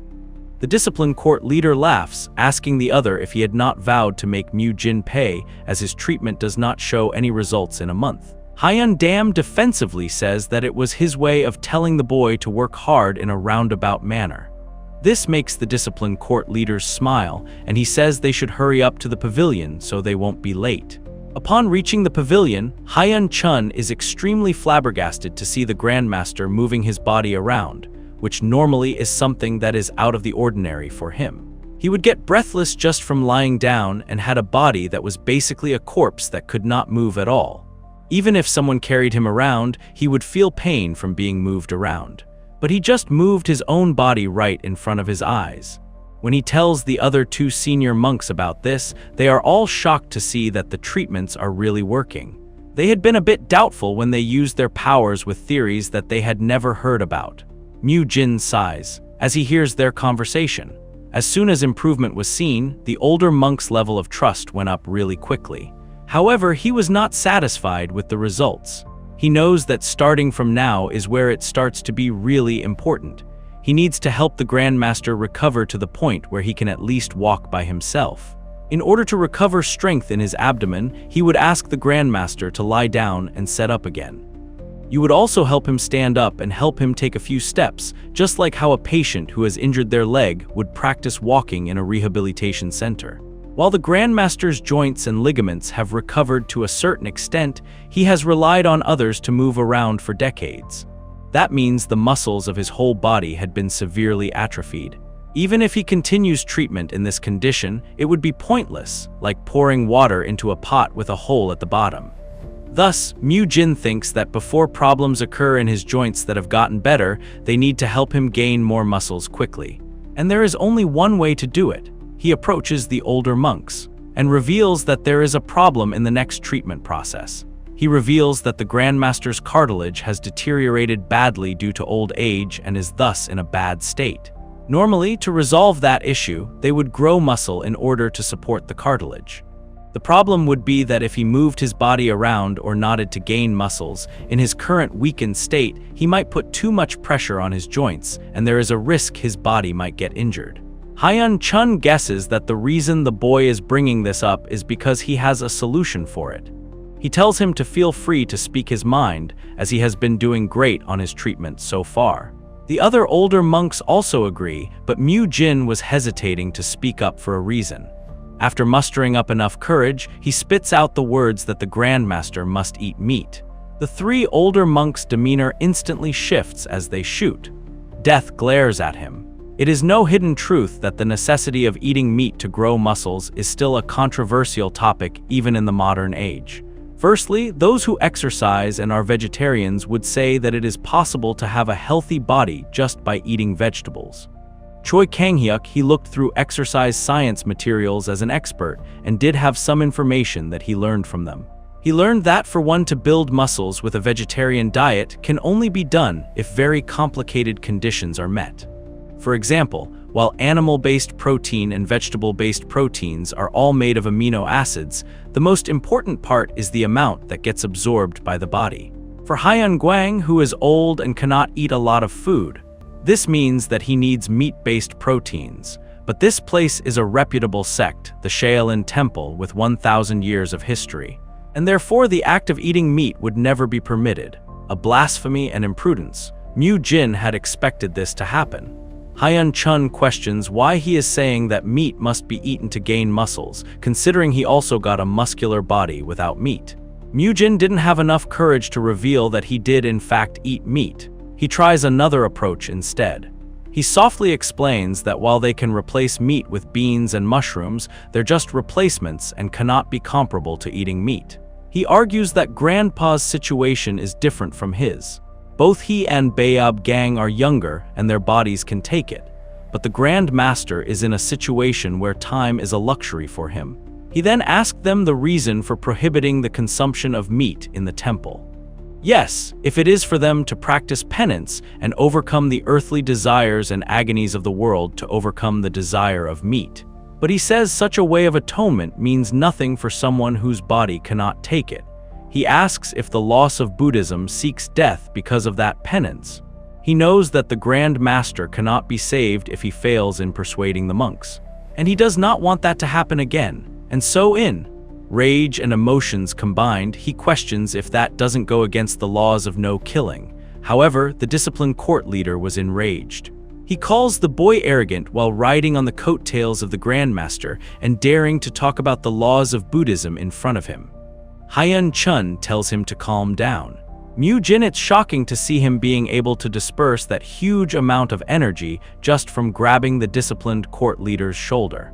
Hyun Chun reluctantly admits that what the boy said thus makes some sense. But he questions Mu Jin about what the reason is for saying that meat will help to grow muscles. Mu Jin knows he could easily explain this using modern terminologies, but there is no way these people would know about proteins or the super recovery theory. Since he cannot do that, he decides to do his best to explain in other ways. He reminds them that reincarnation is not just talking about dying and departing from the world. Everything in this world reincarnates. The rain that comes from the skies goes into the earth, and that water would get boiled and go back to the skies. That is the same for the bodies of animals and humans. In order to replenish and grow a human's body, a certain amount of meat must be consumed. Just like how the laws of nature would be for the living to die and be born again, it is also a law of nature for humans to eat not just vegetables, but also meat. But if one harms life just for pleasure, then that could become a sin too. He questions how it could be a sin for something that is almost dying to eat in order to survive. Mu Jin used analogies to explain things in simple terms to them and tried to thoroughly convince them. He puts up the point that humans are just animals too in nature's eyes. So women who have the same body to eat the meat of animals, it will inevitably help to grow meat too. Hyun Chun sighs, and he admits that what he said makes some sense. But there is no concrete evidence to support it, so they cannot go against the laws of the Shaolin Temple that have been observed for 1,000 years. But they cannot look away from the Grandmaster who gave his life to protect the Shaolin Temple. And so he suggests to the other two that they should change the laws of the temple under the name of the sacred item, the Emerald Jade Buddha Staff. The other two were extremely shocked. But Hyun Chun says that he will be including an exception within the laws of the Shaolin Temple to allow the consumption of meat for those who are ill for the sake of treatment. Mu Jin grins ear to ear as he has finally done this. Now he can save Grandpa. Hyun Chun goes on to say that there are ways for Grandmasters to eat meat while not breaking the rules of the Shaolin Temple. He could eat meat and then receive punishment for it. Mu Jin questions what kind of punishment he is referring to, and without hesitation, he says he will take on the Grandmaster's punishment. For every bite of meat, there'd be repentance via wall-facing meditation. It was religion's version of a side quest. Mu Jin didn't see the issue.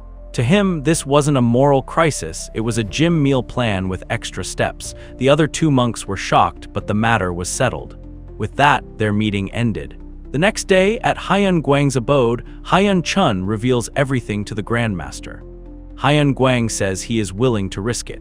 He says he is starting to think that maybe it was because of obsession with their rules that things had gone round for the last 1,000 years in the Shaolin Temple. Hyun Chun confesses that he became the abbot because Hyun Guang got injured. But with his limited capacity, all he could do was to observe a tradition. While they have retained the reputation as one of the great martial groups, they lost the title of being the strongest in the world. Hyun Chun blames his incompetency for it. Hyun Guang agrees that changes are not always good. Hyun Chun says that is why he has chosen Mu Jin, believing that he will bring along the wind of a good change. He says he continues to keep trusting Mu Jin. He then brings him in, surprising the Grandmaster. He could tell instinctively the food that Mu Jin brought in was meat. It was a porridge with a small quantity of meat because Hyun Guang had not eaten for decades. He had no choice but to accept it. He could remember the regret and resolve that filled Hyun Chun's eyes. Plus, for the sake of Mu Jin, who took a risk to talk back against his elders to make this situation possible. After praying over the food, Hyun Guang ate meat for the first time. Mu Jin taught Bayab Jin for 7 days on the process of treatment. Since the electricity and heat treatment were done by Hyun Gong and Hyun Dam, Bayab Jin didn't have to worry about them. By the time he could memorize everything Mu Jin had taught him, Hyun Guang was able to eat boiled meat that had no seasoning without any troubles. Thanks to Mu Jin's treatment and the power of meat, Hyun Guang saw an improvement in his condition. On the day of the promised date, Mu Jin began his wall-facing punishment. Mu Jin really didn't want to come back here again, but it couldn't be helped. He has to do it if that's what the higher-ups want. He walks his way to the familiar cave. Originally, he was thinking of training, hunting, and eating meat like he did previously, and living a happy Bear Grylls life alone. But to his despair, Hyun Chun had unexpectedly joined him. He had decided to accept the punishment as well. Mu Jin knew he was screwed. As soon as they entered the cave, the old man got into a lotus seating position and started chanting Buddhist scriptures. Mu Jin didn't dare to even move his toes because of him. He takes note of how Hyun Chun kept talking, but his chanting also seemed to be mixed up. But it was at this moment that Mu Jin realized something. After learning the scriptures so far, Mu Jin can tell Hyun Chun is intentionally mixing the incantations up.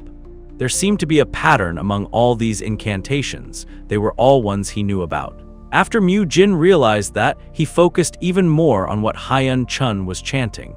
He then pieced together the chantings in sequence and pictured how the martial arts would flow in his mind.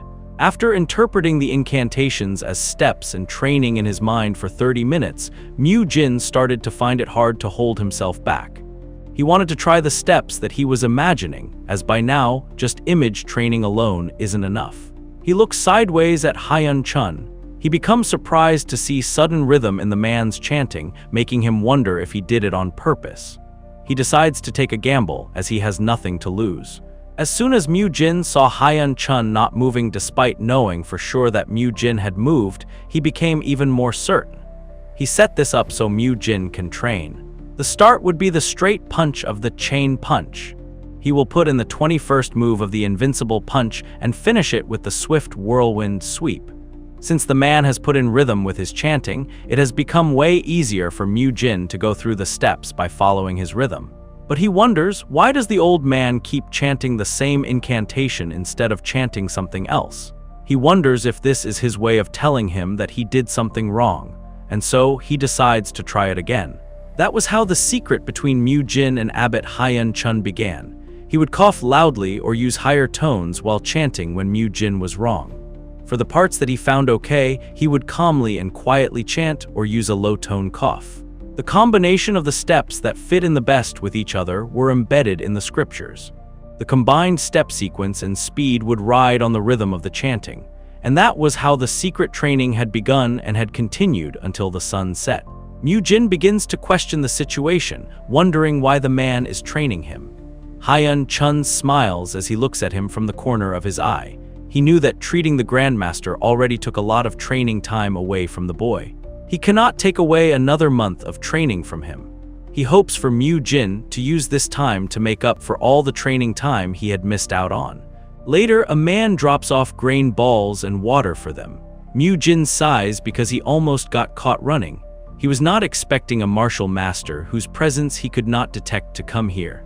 Thankfully, the abbot faked the dry cough to alert him. In any case, Mu Jin is now certain that he is trying to train him. Mu Jin couldn't stand it anymore and began to go out. Hyun Chun discreetly watches, deducing that the boy has been dying to train. He can understand how Mu Jin feels, as the cave is too small a place for him to train in.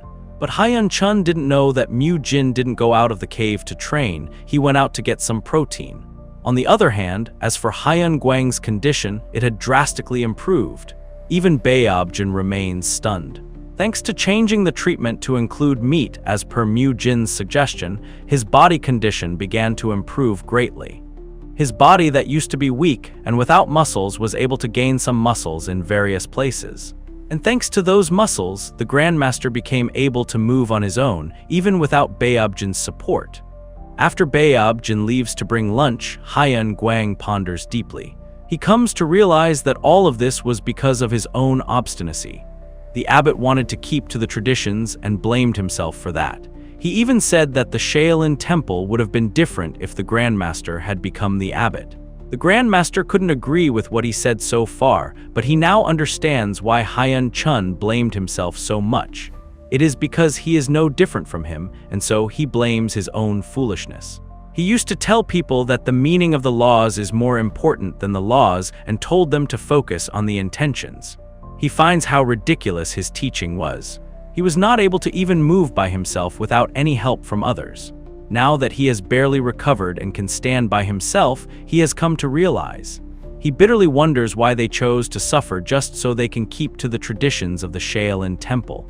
When the special task force of the demonic cult invaded, and when the Grandmaster lost his martial arts and became a cripple that couldn't even walk by himself, he kept telling those who were worried about him and himself that he was fine.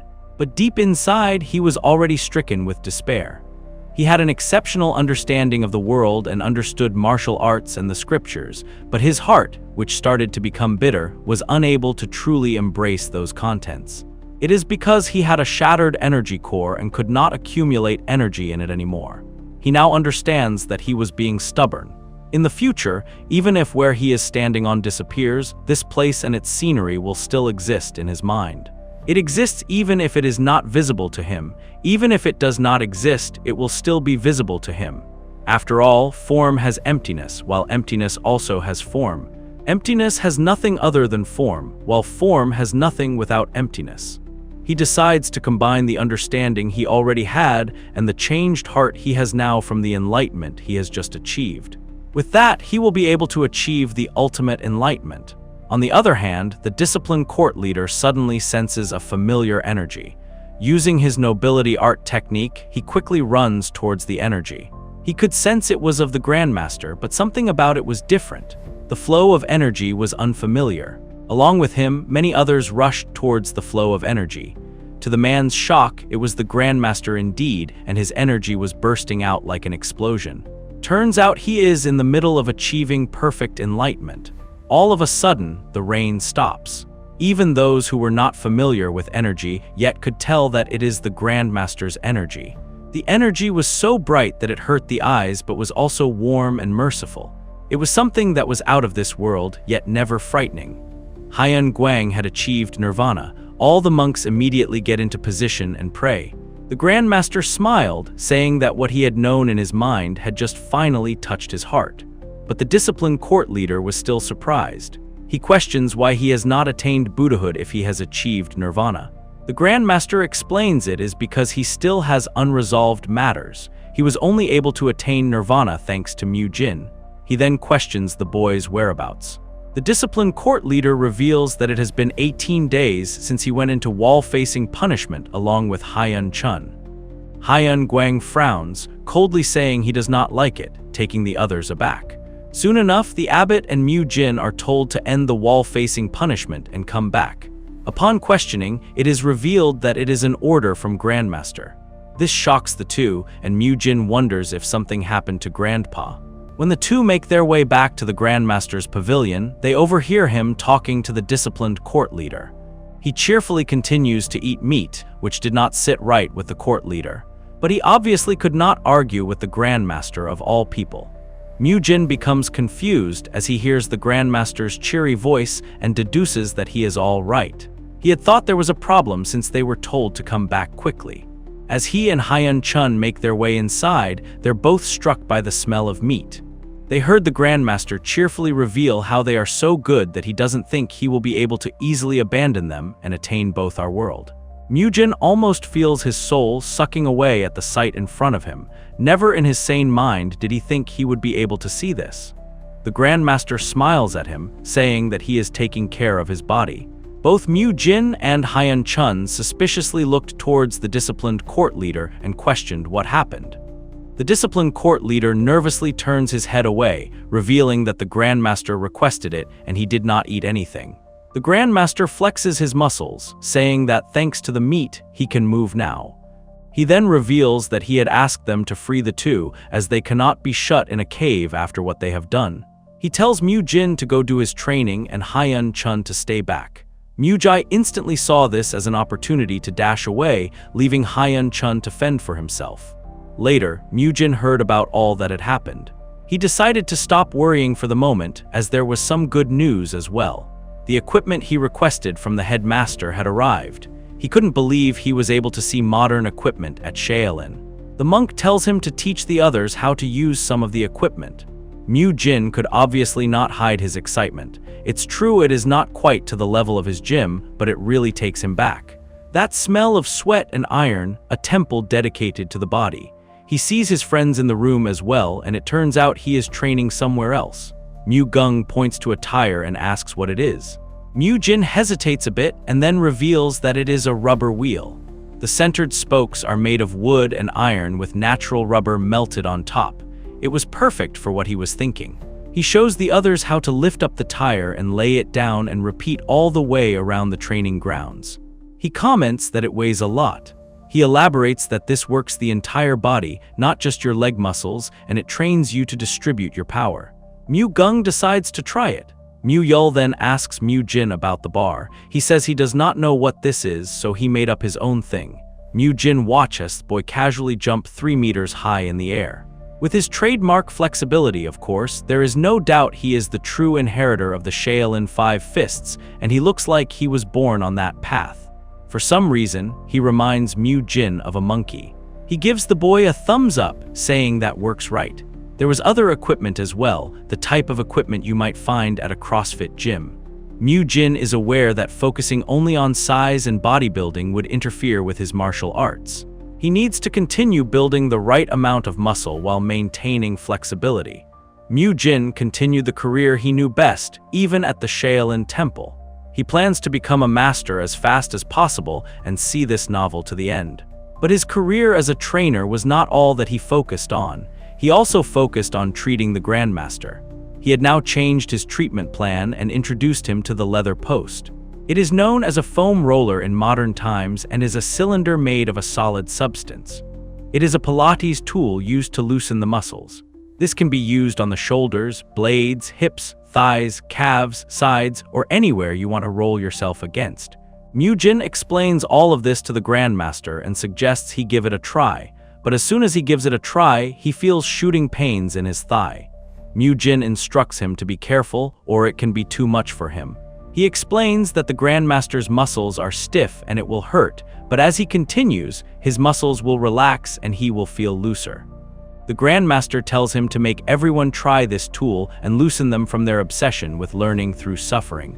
Mu-jin becomes confused, wondering why the Grandmaster is so critical of Shaolin all of a sudden. He gets cut off from his thoughts as the Grandmaster asks about his training. He points out how the chi flows more freely through his body since he last saw him.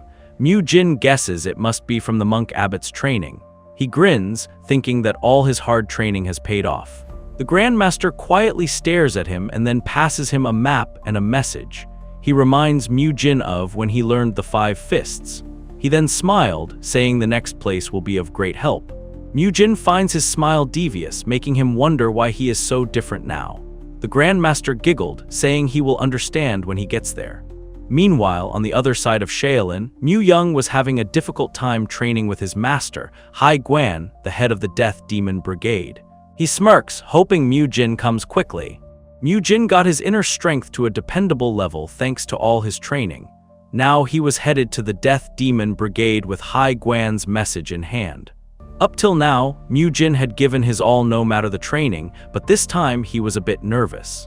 This time, the head instructor was Hai Guan, the same guy who treated training like a full-contact death sport.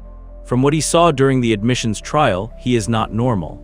And so the boy does not know what awaits him besides those huge doors. In the meantime, Hai Guan was threatening his disciples to come at him with all they got or he would feed them to the wolves. But no one was able to defeat him, and he comments that their movements are all so predictable. While the disciples were going through hell, he was having the time of his life. Mu-jin, someone makes his entrance and greets the master. But as he introduces himself, he finds Hai Guan trying his best to control his laughter.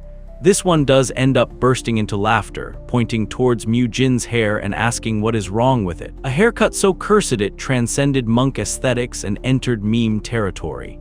Hai Guan tried to be professional, but his face said, "Barber trauma. It has been a while since we have had this reaction." Hai Guan then begins to read the letter the Grandmaster had written. He says it basically asks him to train Mu-jin since he was locked in that cave. The master smirks excitedly, saying the letter says he can teach him his way. He questions if he knows what his way means. Mu-jin points towards Mu-young and asks if it is something like that. Hai Guan replies affirmatively, saying that there is no better training than real fighting. He says the Death Demon Brigade faces true evil, incapable of redemption or change. They exist to fight the worst of the demonic cult. If they do not fight with everything against those trying to murder them, they will easily be defeated.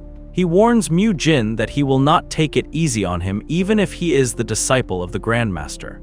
Before Mu-jin could properly respond, Hai Guan began to attack him with his staff, saying there was no time to waste. Mu-jin tries to attack back with all his might, but to no avail. He is met back with a ruthless punch. Hai Guan notices the boy has learned the iron shirt technique to protect his face in that instant. He also notes Mu-jin is using a combination of techniques but criticizes his transition. He throws sand in Mu-jin's face, who calls it cheating. Hai Guan points out that the enemy will do anything to win, including all manner of dirty tricks. He smacks his head, mocking if he will whine that it's cheating every time. The more he looks at it, the more he is amazed with the boy's haircut.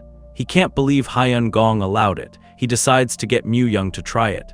He observes how persistent Mu-jin is. For the next 4 hours, Hai Guan continued what can only be described as character development through pain. Every time Mu-jin made a mistake, he got folded like laundry. But he didn't complain once. The man was too busy trying not to die. As more time passes, Mu-jin leaves fewer openings. Mu-jin finally falls to the floor as Hai Guan dismisses the training. Mu-jin asks Mu-young if he is going to just lie there and pretend he is out. Mu-young asks how he knew. Mu-jin says he just said hi earlier. Mu-young says he was waiting for the master to let his guard down. Mu-jin thinks it is smart, but he cannot believe he cannot land a single hit on the guy, even though he has trained so much. But after taking such a beating, his weaknesses are clearer. He has missed so much, only visualizing how to connect and transition techniques. His biggest weakness is no actual combat experience. He decides to join forces with Mu-young and play dirty. On the other hand, Hai Guan is told that the head of the administrative hall is here, and he needs to discuss how to distribute to the various halls. While he is busy sorting the matter, Mu-jin prepares himself to beat him. He tells Mu-young how he has a secret plan, and all he must do is get a hit in when he rushes him. Mu-young doubts it will work on that monster of a master. Mu-jin assures him it will work. Hai Guan becomes shocked as the Grandmaster makes his way inside, but what appalled him even more is that he was standing up by himself. He immediately rushes to greet the Grandmaster. This shocks the others. One of his disciples reveals that he has never seen him like that before, as he never paid respects to even the abbot. Mu-jin smiles as he had expected this. There is no way that the rebel would act that way to anyone. He smirks and signals Mu-young that they will start with their secret plan. After all, he knows that feeling better than anyone. The Grandmaster had once told Mu-jin how Hai Guan used to follow him all around, and one said that he saved his life. The Grandmaster said he does not remember doing much for him, but he is not sure why he would feel that much gratitude towards him. To Mu-jin, this was all too familiar, that overjoyed expression, the pure excitement. And in excitement, there's always a weakness. Now was the time. Mu-jin gave the signal. From one side, he launched his chain punch. From the other, Mu Young charged with 18 Dharma strikes. It was a perfect pincer attack, or so they thought. Hai Guan casually blocked both, didn't even break his stance. The only casualty was his booze pot, which shattered dramatically. For the first time, he admitted, "Good ambush." Then he grabbed both of them by the head and introduced them to the ground, Shaolin style. He orders them to keep sparring with one another while he talks to the Grandmaster. The Grandmaster laughs, asking if he is not being too harsh on the children. Hai Guan, he says, if he goes easy on them, then things might get dangerous for them later, and if he is not this harsh, they will become relaxed and get lazy. He says they do not know when war will come for them, and they need to make sure that they are battle-ready. He then quietly murmurs that it would be too late by the time they regret it. These words sound familiar to the Grandmaster, and he recalls a past memory. He remembers a young boy coming to him, revealing that he has successfully become a third-class disciple. Hai Guan trained really hard so he would be of help. But then that incident occurred. He was about to be killed by the demonic cult, but it was the Grandmaster that saved him, along with the numerous people. Hai Guan, it was the last one he saved before his energy core was destroyed and he became a cripple. Back then, he resolved that he would never forgive the demonic cultists. He had vowed to kill them all with his own hands. And so he kept advancing until he started walking on the path of demon extermination. And he has no regrets for that. The Grandmaster stares at him and asks if everything is all right for him. Hai Guan takes a momentary pause and says life is bearable. The Grandmaster then requests him to keep looking after Mujin from time to time. He then asks Hai Guan if he can have a drink, shocking him. He looks at the Grandmaster, chugging happily in surprise. This makes him realize that he has really recovered and is all right now. While the two boys were fighting in the yard, the senior monks were pouring drinks for each other. Although they don't seem like things that would happen in the Shaolin temple, it was a great sight, like a great painting. Everything seemed well for people except for one. It was for the administration hall leader. He was having trouble managing the budget for the disciples this winter. He knew in the worst-case scenario, they might not be able to take in new monks next year. He blames Mu Jin and Mu Young for this. Mu Jin and Mu Kaiyoung talk about how both of them have gotten stronger. But Mu Jin soon notices that the expression of the administration hall leader does not look good, making him wonder if something bad happened. He then realizes quickly what the sigh heaved by the hall leader that was in charge of budgets and his gloomy expression meant. Since he had managed a few gyms in his previous life, Choi Kang Hyuk knew exactly how difficult it is to manage finances and keep up with them. He knew the expression all too well and could relate to the hall leader. It seems the Shaolin Temple is in financial difficulty right now. The 1,000-year-old Shaolin Temple, one of the reputable great martial groups of the 10 great martial groups, was also known as the North Star of Mount Tai. They have lived a life cut off from the secular world while focusing on meditation and training. However, no matter how cut off they are, it cannot be helped when it comes to food, clothing, and shelter. Fortunately, they received donations from believers and funds given by the outer sect groups. That was how they had been able to somehow manage their current lifestyle. That is, until a few problems appeared. Rumors had started to spread that it was all because of Mu Jin saving Mu Kaiyoung, who had been bullied by the outer sect disciples. At that time, the Shaolin Temple punished the ones who had severely done wrong. The clique that bullied Mu Kaiyoung had their energy core destroyed and could no longer learn martial arts. The Seopul escort establishment, which harassed the people and collected money from them, had returned all the money to the people after they had their martial arts destroyed. That is where the problem had begun. The closure of the escort establishment sparked concern among the other outer sect groups. Instead of sitting around like ducks waiting to be killed, they decided to leave first before the Shaolin Temple decided to use an excuse to shut them down as well. The outer sect groups that had been influenced by the secular world were more unhappy at the way the Shaolin Temple had shut down an outer sect group than being unhappy with the escort establishment for harassing the people. Those groups soon joined other martial groups and no longer sent their donations. Since the Shaolin Temple did not prohibit that from happening, close to half of the outer sect groups had left. Then came the yoga or Pilates equipment made for helping Hyun Guang, along with various new exercise equipment customized for Mu Jin's exercising methods. The administration hall had to take on the incredibly huge expense for all of it, and thus all they saw in Mu-jin was a demon that devoured his money. Mu-jin Loki understands their perspective, as they likely do not have a good impression of him now, but it is thanks to him that the other disciples are achieving good results, and Grandpa's body is also much better, so he thinks they're being a little too harsh. He is doing the duties of the third-class disciple as per his master's wishes. Mu-jin trained his stamina and studied scriptures starting at dawn. After that, he would train in martial arts. Once training is completed, he is to clean the temple and receive visiting guests. It feels like he was just reassigned as a normal grunt after working as a medic. It is true that he is doing the same trivial tasks as the other third-class disciples. He guesses Grandpa probably did this so he could spend more time with his peers. And so the third-class disciples went to the front to greet the visiting guests. He found it pretty easy doing the same as he would have done when welcoming his gym members in the past. However, he soon hears a weird sound coming from the stairs and decides to go. He finds an old woman panting while climbing the stairs. Upon greeting, the woman reveals that she came to offer her bow and respect to Buddha. Mu-jin understands that she is talking about going to the Mahavira Hall and offers to carry her there on his back. The woman appreciates it but says that there is no need for him to go to such trouble for her. But in the end, she agrees. The reason Choi Kang-hyuk respected the elders was not anything to do with ethics or morals, it was just something he felt towards the elderly. Like with Hyun Gwang, this was something engraved within his instincts. To Choi Kang-hyuk, whose grandparents played the role of his parents since he was young, his heart would ache just by looking at old people. He also came to observe that the old madame felt really light when he carried her. Her knees and back seemed fine too, making him wonder why she had trouble climbing the stairs. His mind diverts as the old woman comes out, saying that she will get going now that she's done offering her respects. She thanks him for carrying her hair today and turns to leave, but he stops her and asks if she has any other plans for today. There are numerous large manors and pavilions in Dongfeng County owned by merchants that are affiliated with the Shaolin Temple.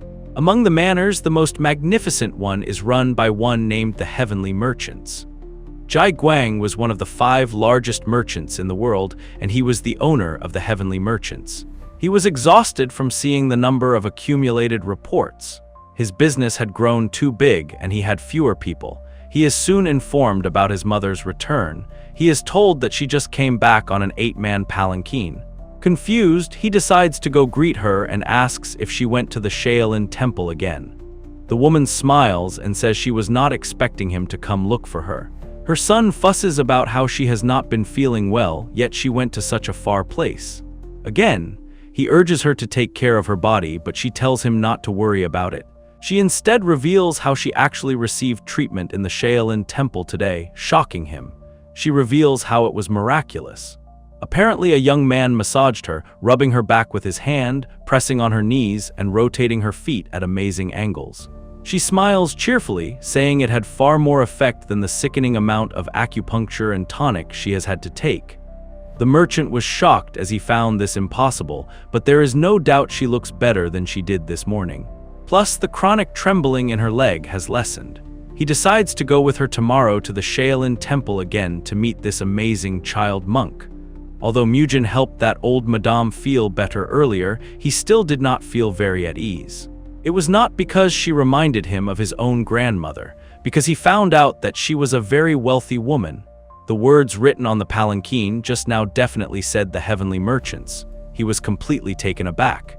It is because he is aware that the Heavenly Merchants are one of the 5 wealthiest merchants that appeared in the unorthodox Tyrant Chronicles in the universe. They are one of the villain organizations that went up against the protagonist. Mu-jin is seen introducing himself to the old woman from earlier and her son. The merchant reveals how he heard that the child monk gave his mother treatment. As he sees his mother and the child monk interact, he is surprised to see that she is so affectionate when she is not when talking to her own grandchildren that much. But he found it all good as long as she is happy. Mu-jin takes a quick glance at the back, recognizing that the person must be the former merchant leader. Although at this point in time, he is still the current merchant leader. The heavenly merchants, whom he remembers from the novel, commit all sorts of crimes, including selling illegal drugs and human trafficking. Mu-jin wonders if it is the time before they got corrupted. If he gets close to that person, he wonders if he can also find out the details of how the heavenly merchants are related to the dark forces. He decides to observe more for now. He gets cut off from his thoughts pretty quickly when the merchant points out how he has been staring at his face for a while. Mu-jin says he was just thinking like the merchant.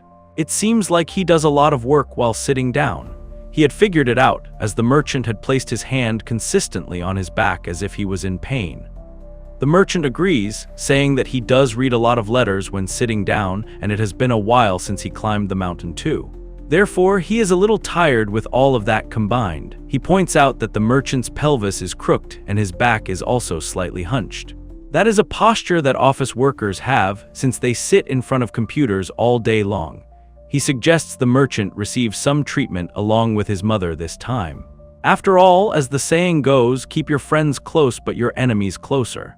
The merchant decides to take this opportunity to test him, and so he agrees. The scene shifts to Hyun Gwang's residence. Mu-jin introduces the mother-son duo to Hyun Gwang, and so he decides to have their treatment at the same time. Mu-jin shows the merchant the tools and explains the technique to him. He tells Grandpa that today his treatment will be tendon reformation. After putting one foot on the back and locking the other foot in place, he is supposed to hold on to the handle, push backwards. Though the old man was using the tool for the first time, he could already feel the stimulation. Mu-jin then turns to the old madam and tells her that she will be engaging with the body-shaped lock. It tells her to try sitting down slowly on it. The two old people began to converse about how they trust the boy and that he won't do any harm. Mu-jin silently listens to them, wondering if this place is the Shaolin Temple or an elderly rehabilitation center. While the other guy worked with the merchant on muscle lengthening technique, he was quite surprised as he did feel better.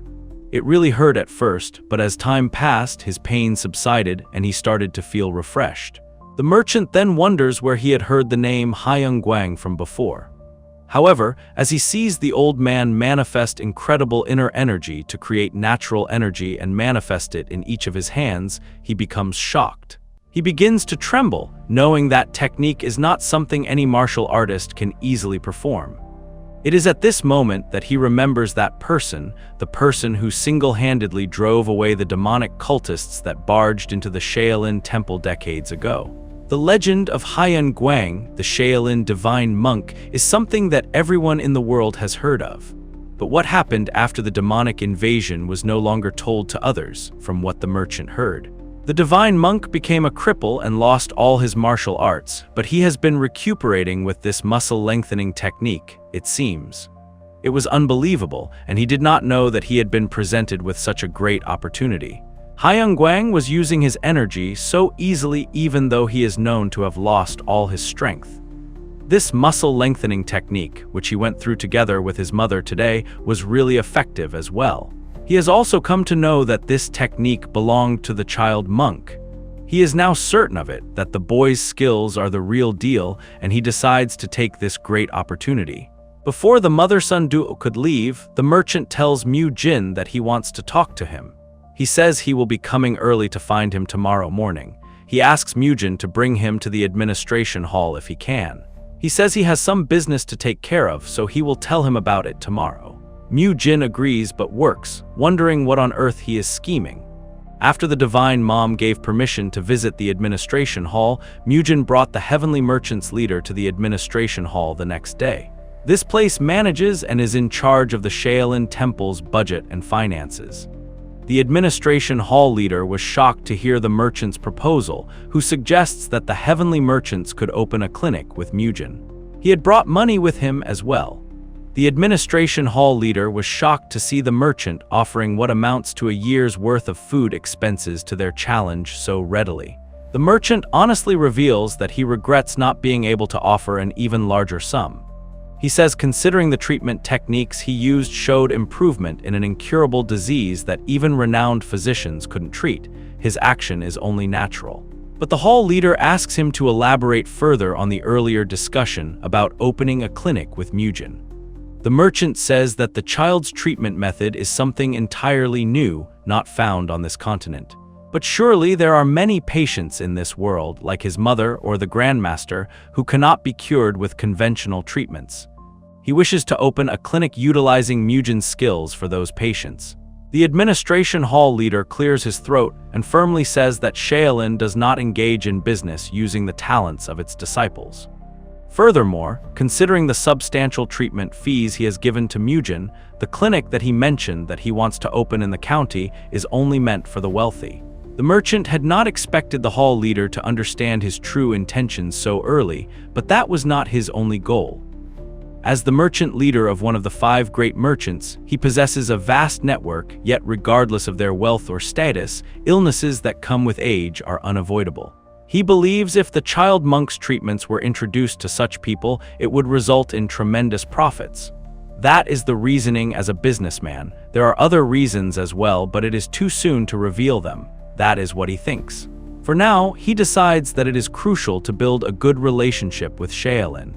He suggests to the hall leader that half the clinic's revenue can be used by Shaolin for aiding the poor. The holiday says that even so, if they earn money by treating only the wealthy and accepting payments in gold and silver, the world will surely criticize Shaolin. He further adds on, saying that building trust requires an immense amount of time and sincerity, but a single misunderstanding can destroy it all in an instant. Mujin, who had been quietly listening to it, was getting frustrated with every minute. He found it suffocating to remain quiet. He couldn't understand why the hall leader was refusing when there was no reason to do so. If he puts some thought into it, the answer is obvious. He decides to put his experience managing gyms to good use. After asking permission to speak up, he points out that the problem lies in them earning money and only treating the wealthy. He then suggests treating both the poor and the wealthy without distinction. He adds on, saying that if they simply assign a certain fee for treatments, certainly the poor would find it difficult to afford treatment, which would lead to reduced demand, making the effort meaningless. He suggests dividing the facilities into 2 businesses. One facility would be open for free, while the others cater to the wealthy. The wealthy would then question why only they have to pay for treatment, arguing fairness. So at the free facility, treatments based on muscle lengthening technique could be provided on a daily rotational basis for different parts of the body. On the other hand, paid facilities will include basic treatment and various medical knowledge and techniques. Things like using heat and lightening treatment simultaneously, which they are experts in, plus they will provide treatment with more advanced techniques. That is how large gyms operate. They have users who pay cheaper prices just for the usage of gyms. There are also personal training sessions that require you to pay additional fees. The merchant was quite shocked by the proposal and could not believe that a child had come up with it. Mujin also says that the wealthy love to spend on luxury and they would prefer expensive tea over cheap tea. Plus, vanity will definitely exist as well. The merchant understands what he was saying. Free facilities that can be used by everyone and paid facilities that are used by premier individuals. The wealthy will indeed go for the paid facilities for their vanity and pride. However, the administration hall leader was so furious about his statements that the veins on his head almost popped out. He lashes out at Mujin for daring to speak of vanity and making use of that to earn money as a disciple of Shaolin. Mujin questions what he is so afraid of. Days when the merchants suggested using the money they earned from the wealthy to aid the poor. He was afraid people might criticize Shaolin for being obsessed with money. With this new proposal, they can also treat the poor while making use of the wealthy. He asks the man if he is afraid of what people might say about Shaolin. He says while he is too, he is in greater anguish when they cannot help others who need help because they are too afraid of criticism. Plus, it is not important that they understand them. What is more important is the truth that Shaolin is working hard to help the world. That is definitely more important than rules and laws. For a mere second, the hall leader could see the Grandmaster in him, but he quickly pushed the thought aside and said that they have to ask Abbot permission for it. The hall leader then turns to the merchant and says they will first discuss internally and update him on the results later. The mission was glad that it worked, and it thanks them for considering his decision. Mu-jin was glad that in any case, they will be able to build a closer relationship with the heavenly merchants, regardless of whether they will become the dark forces of the unorthodox chronicles. He decides to dig through and look into the internal situation, using their business relationship as an excuse. With this, he will be able to look into what happened with the countryside branch of Heavenly Merchants. That night, the administration hall leader told Hyun Chun about what happened, and the result of it was a delighted yes. He was happy, saying he knew Mujin would lead Shaolin in the correct direction. They will be able to make even greater advancements to help the world with the money he brings in. The Grandmaster smiles and suggests they give the child a reward for everything he has done so far. He says an elixir would be great. Hyunjin was extremely shocked. The next day, after training, the Grandmaster summons Mujin. He then hands him the elixir as a gift for all the achievements he has accomplished. He reveals it to be the elixir of Shaolin, the lesser revitalization pill.